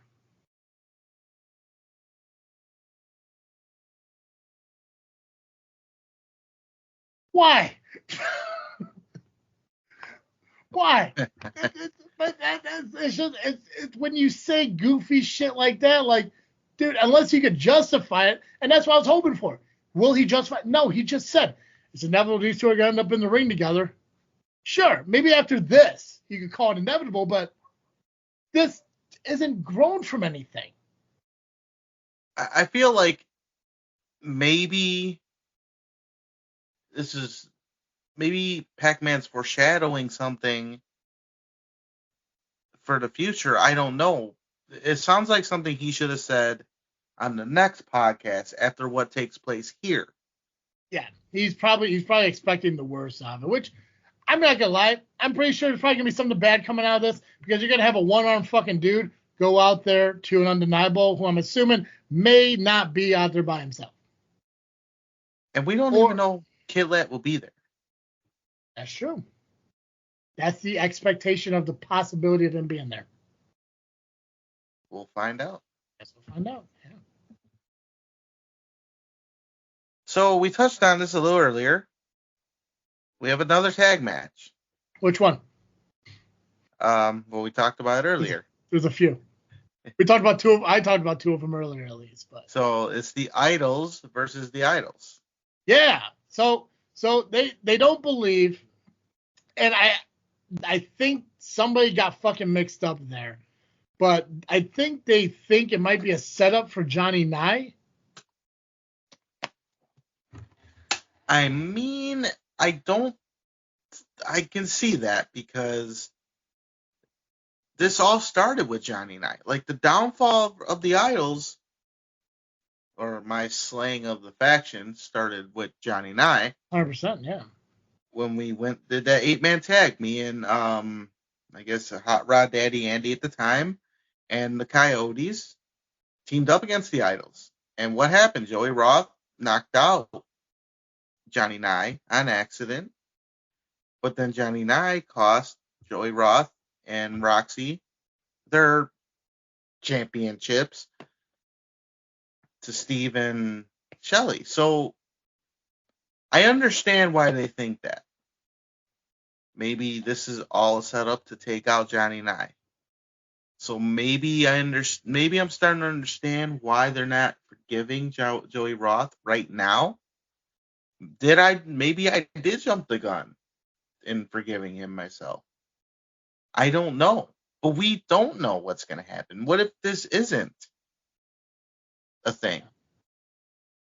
I did appreciate on the Logan and Tatsuki podcast. And again, I hate to go back and bastardize what they did, but it's just so easy.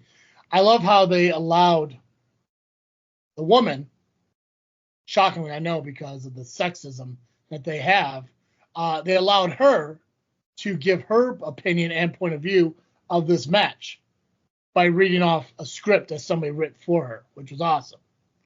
Now, because I'm going to tell you right now, unless she talks like she's reading from a script the entire time of her life while looking down and over here, it's awesome that the men wrote her something to say, which is cool. I think she's going for the Nye Roth or Scott gimmick and shit, and I don't think Scott's lying. I don't think Joey Roth is lying, and I think it goes a lot to the fall that he took. Oh God, when the hell was that? Was that October where he had his breakdown in the ring, or December?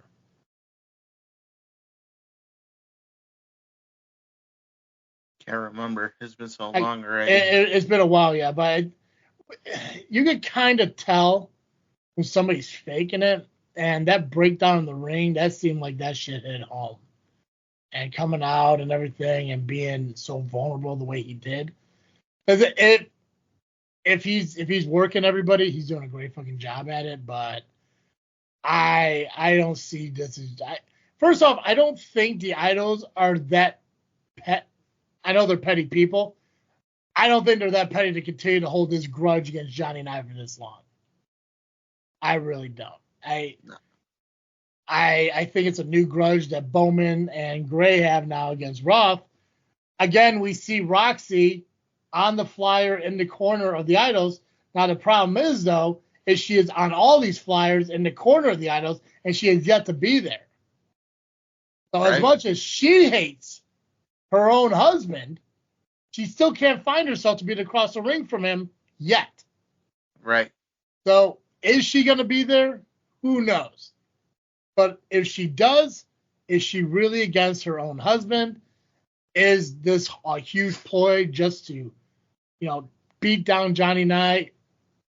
That it's a big question. It's a solid question that was asked, that Laura asked through the written word that somebody else gave her. But only time will tell.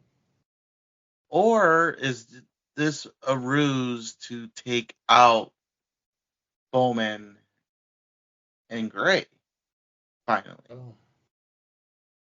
Would you be pissed? Would you be pissed if this was a ruse to take out Joey Roth and Nye join the Idols again? That I can see as well. There's so many possibilities. That's what makes wrestling great. That's what makes wrestling so great, because there are 5 people in this picture, and any one of them can betray the other one so quickly. We've seen issues with Bowman and Gray in matches, and obviously Nye and Roth have their history.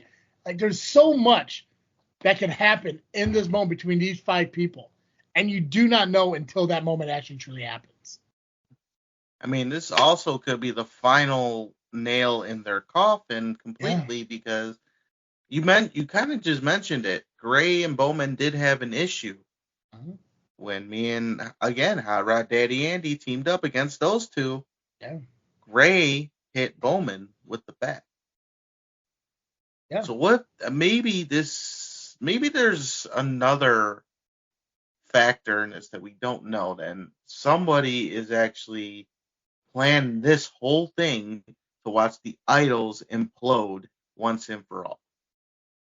It's unique. It's based on how you look at it. I mean, there's no wrong answer, but I mean, like, there's one of 6 different things. I mean, there's a plethora of things that can happen, and it's going to be exciting to see which one truly is.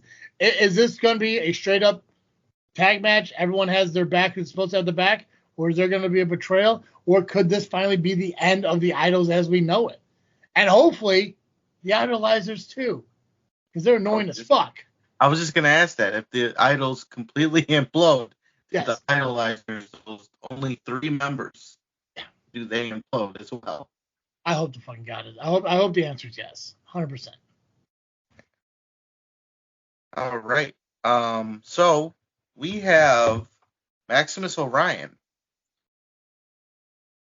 and it's an open challenge for the Rocket to the Top briefcase against we don't know. Now, Maximus wanted to prove himself. Now, Nuke said, if you want to prove yourself, you put the briefcase on the line. Now, against who? I don't know. And judging by the flyer, sometimes I can tell maybe there's an image behind an image. I can't tell who this is. For once, I'm stumped. I don't know who it could be or who it should be. I mean, maybe I'll pull double duty. Who knows? But this isn't a appointed opponent by Nuke. This is somebody who's willing to step up. Right. Okay.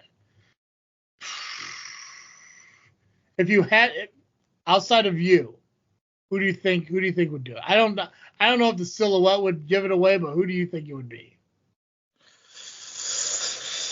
Based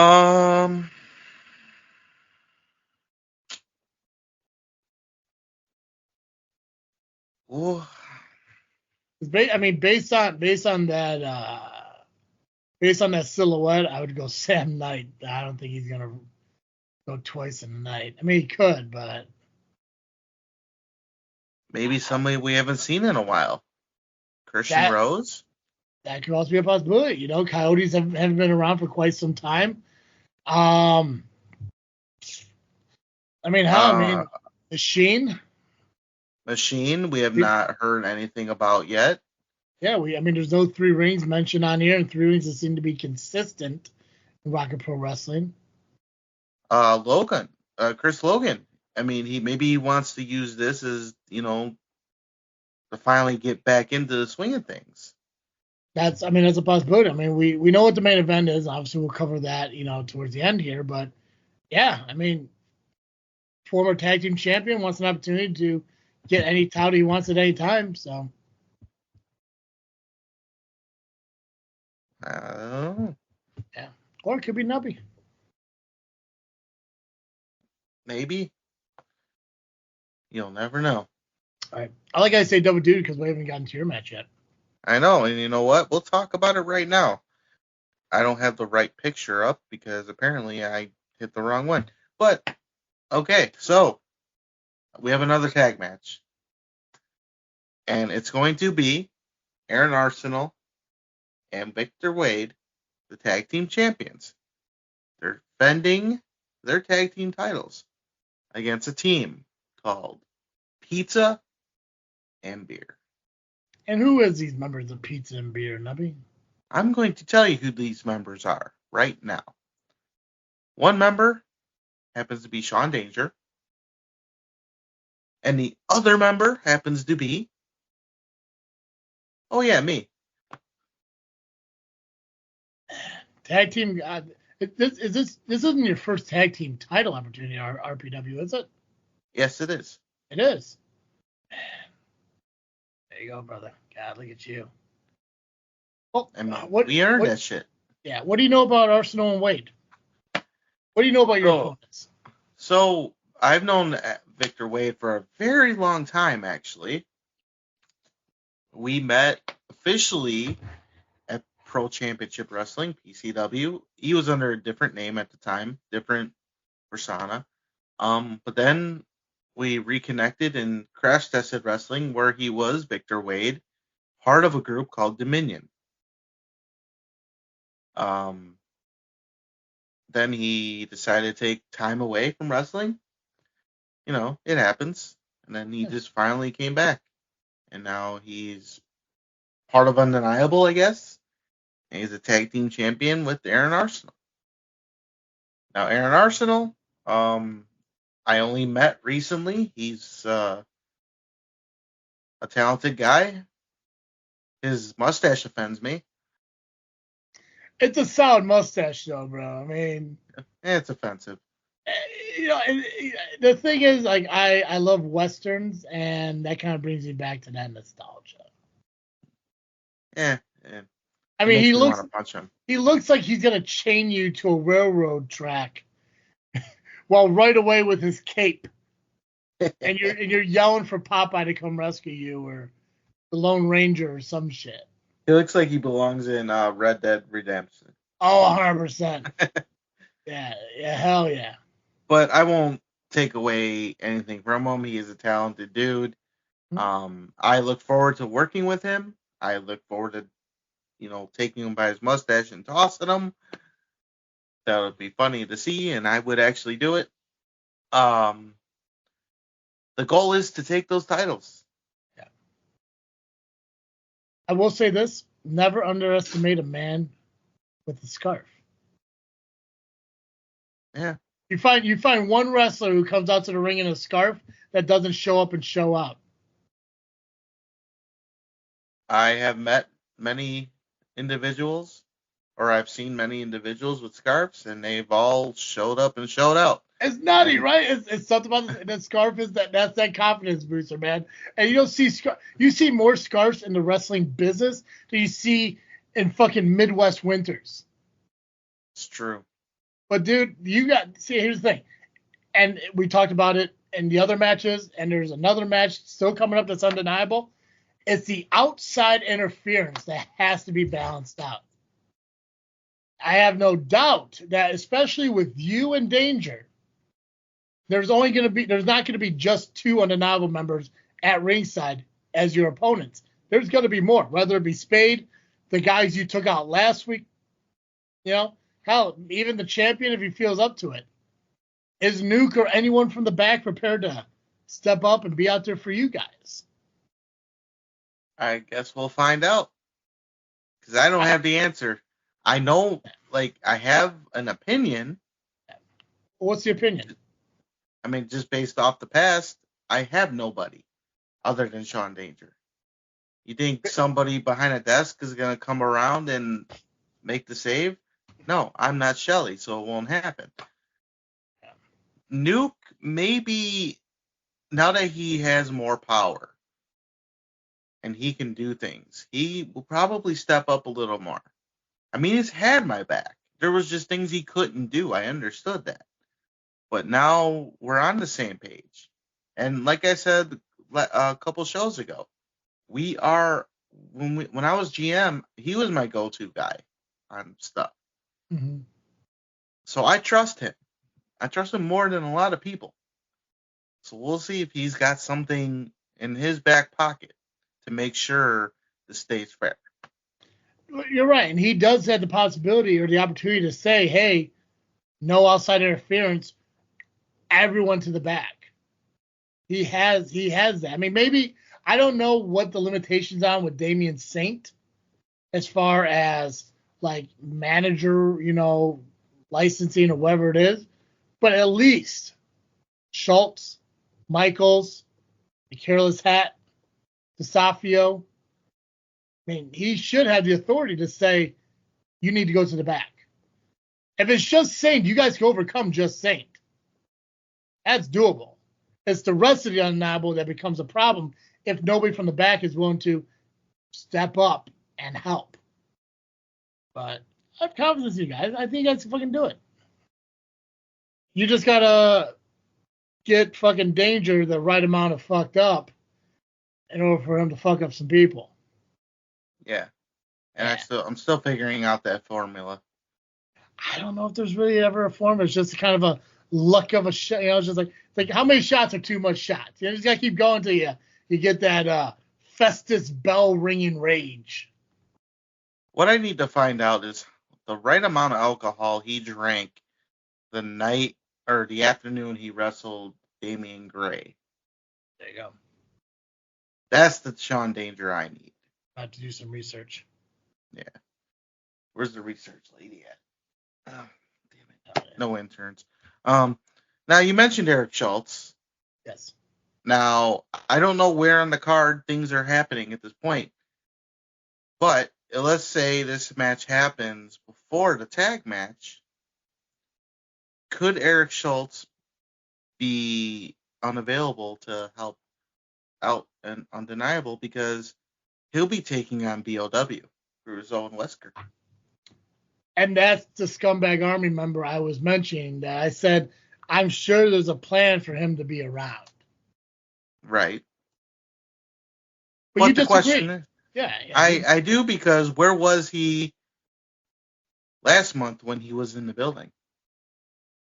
Where was he? He took out Maximus and then he ran. Fair. That's no, that's fair. I did not consider what happened last month. I don't know. I think this might be different though. I think if they give a heads up plan, I think they could execute it better. Yeah. But yeah, I mean, who knows? Maybe POWW, say, listen, you guys got yourself into this situation, you find your way out of it. But I think POWW just wants to fuck some things up, and if he makes, I love Schultz, huge fan of Schultz and everything he does in the ring. Personality-wise, kind of a douche, but love what he does in the ring. If POWW makes light work of Schultz that night, he may have some more pent-up rage he wants to get out.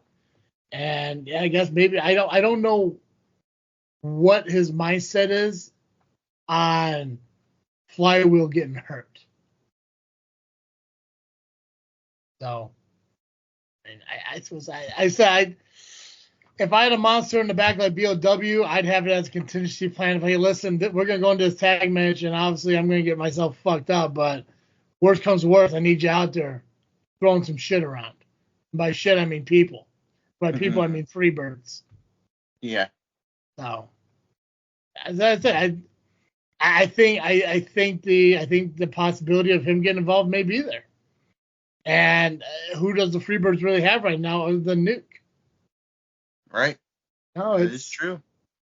Yeah, they're still new and and all that shit to Rocket Pro. So I mean, I don't know how many friends they made or enemies they made, but yeah, I just don't see Flywheel getting in there. So maybe there is a method to their madness. Yeah. I mean, come on, it's Flywheel. there's a fucking plan, bro. He's not getting in that ring. No, I don't see it. No. Drop down leapfrog, brother. I dare you. So now we have, for the Zero Gravity Championship, Aaron Stone defending the championship against a returning Jake Painter. We have not seen Jake Painter in a long time. This is the Dream Breaker versus the Backbreaker. Jake likes to break backs. I don't know if I've ever seen Jake Painter wrestle, but I've seen Stone. And now that we're getting old Stone, I don't care who you put him his way, man. He's gonna fuck some people up. Oh yeah. I mean, this fucking this Jake guy kind of looks like a kid. He's a young guy. Is he? It looks. Is he wearing the jacket that fucking Prince Charming wears? What the hell is that? Jake Painter. I'm gonna look this guy up. Yeah, he was in Rocket Pro a few times. He was CSW for a while. He looks like he could be in the live action fucking Frozen musical.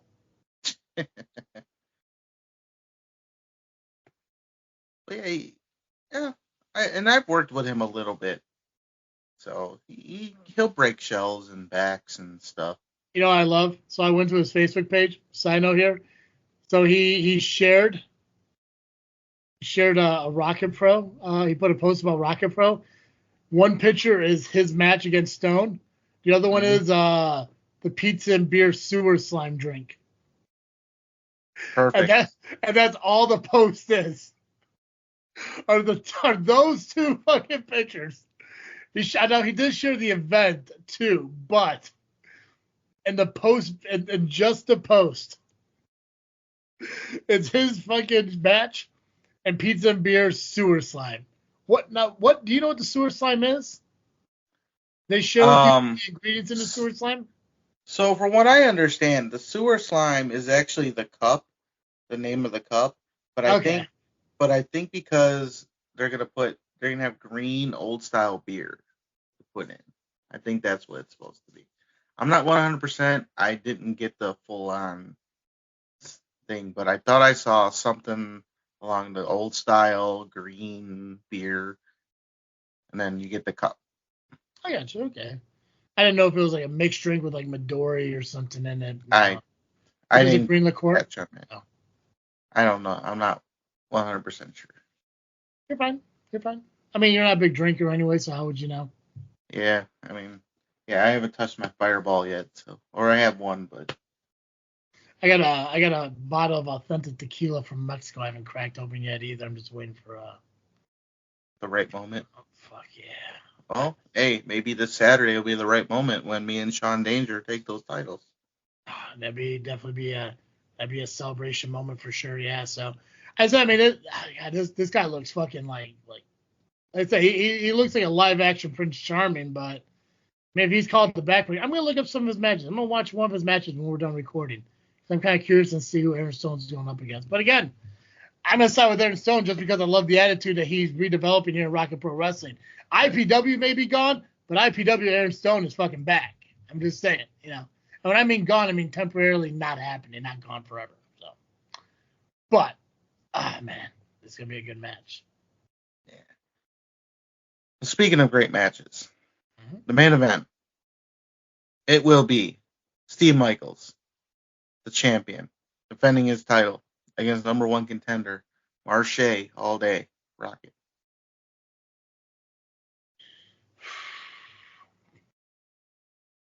It's a challenge. Michaels is continuously being challenged, and he's not getting lightweight opponents. He's not getting easy people. He is facing the best of the best that Rocket Pro has, and obviously All Day Marche. I don't know if that Chicago attitude is finding its way to Joliet or not, but I mean he's a threat without it. I don't know, dude. It's again outside involvement. I don't know if Marche's going in this solo or not. It's tough. I mean, attitude aside, you gotta remember, Marche just won a title. Yeah. I think he'll want to be Marche 2 belts after this weekend. So maybe this recent championship win at CSW is going to motivate him to take another. And so he's going to go up undeniable. So All Day Marche is going to be all belts Marche? It could happen. Could happen. I mean, yeah, never say never. I mean, here's the thing. title reigns come and go. You know, is Michael going to be champion forever? No. Hell, is he going to be champion after Saturday? We don't know. But just like your match, Schultz, the hairless cat, everyone, it's all about the outside interference because that's what the Undeniable do. So, That's all they're good at.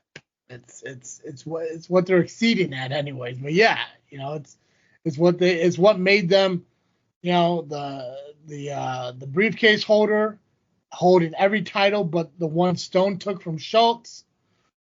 So we'll see, you know. And here's the thing, and here's a question for you, because I mean, obviously you know the business better than I do.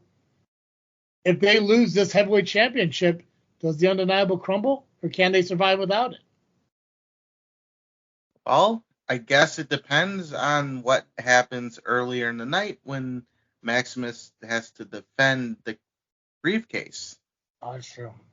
Because he said if something happens, he'll cash in to get the belt back for Steve Michaels.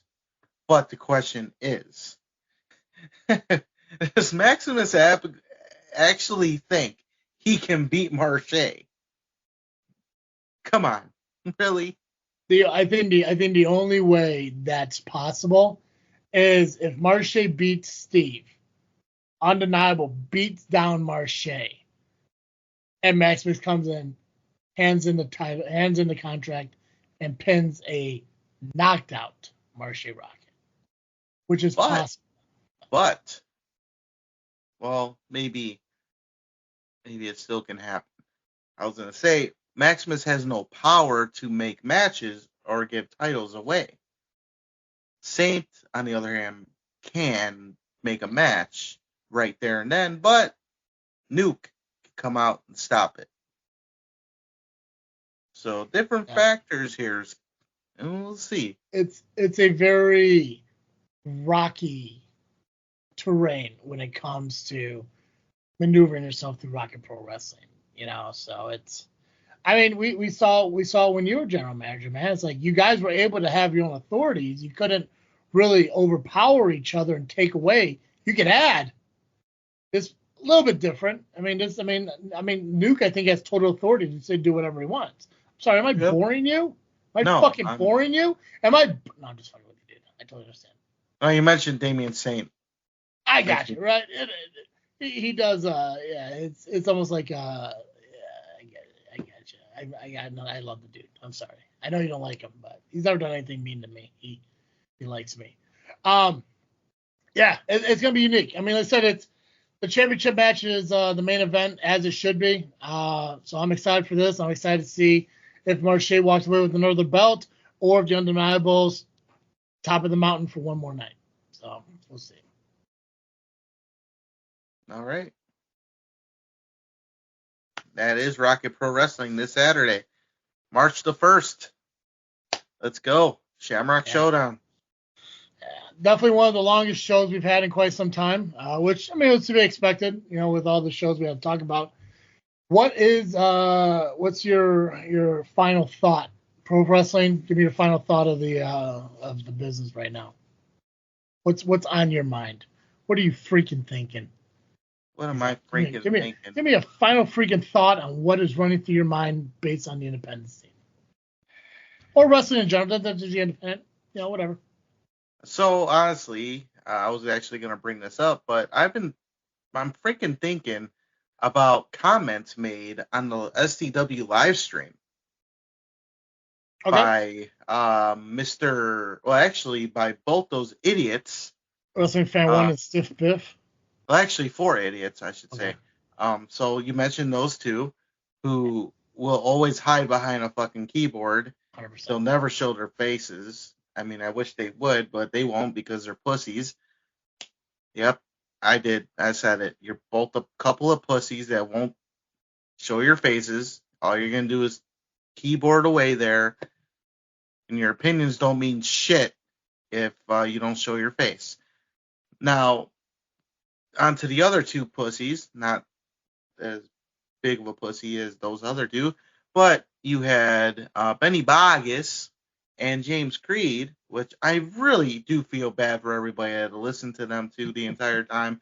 I do wish I was on the live stream now, because the fact that we had to listen to Benny Vargas this whole time was insane. It was nutty, and it was just a disgrace.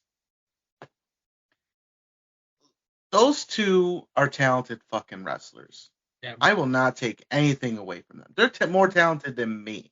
I will admit that. I can admit that. But they talk more shit, and they are both liars. Granted, Creed, okay, he beat Jimmy Carrot clean-ish. For once, since he won the title, he's been clean about it. But going forward, neither one of them will win clean. They have yet to actually win honorably. And they will always depend on others to help them, or they'll cheat somehow. Yeah. Creed, you are the biggest bitch in this company right now. And you talk all this shit on Facebook about me, but you won't get in the ring with me. You won't put that title on the line. You'll say, oh, you're not worthy, and you beat me, blah, blah, blah, blah, blah, blah. If you think you can beat me clean, put the title on the line against me. Make it happen, Golden Boy. You too, Benny Vargas. You think you're the best? Prove it against me. Put it up against me. Yeah. See what you got. I'm ready for a challenge here. I'm ready for titles. That's what I'm freaking thinking. What are you freaking thinking? I'm excited that Elimination Chamber is this weekend. The one thing that I am thinking about is actually kind of and I know I say this all the time, a restructure of how we do things.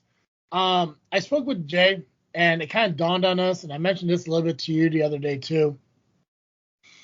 The expectations of us being able to cover so many different things in wrestling is not going to happen. Just right now, we can openly admit it. I'm admitted to you guys right now. Jay's admitted to myself as well. So what we're going to do right now, going forward for the time being, until this becomes a livelihood, this is what we're banking on and shit. For the time being, we're focused on WWE, NXT, TNA. We don't really, I don't cover any New Japan. I don't watch New Japan. I don't know anyone over at New Japan. And we don't watch AEW. Nothing against AEW. I know I should talk AEW a lot. It's just not my thing. I can't get into it. I just can't enjoy it.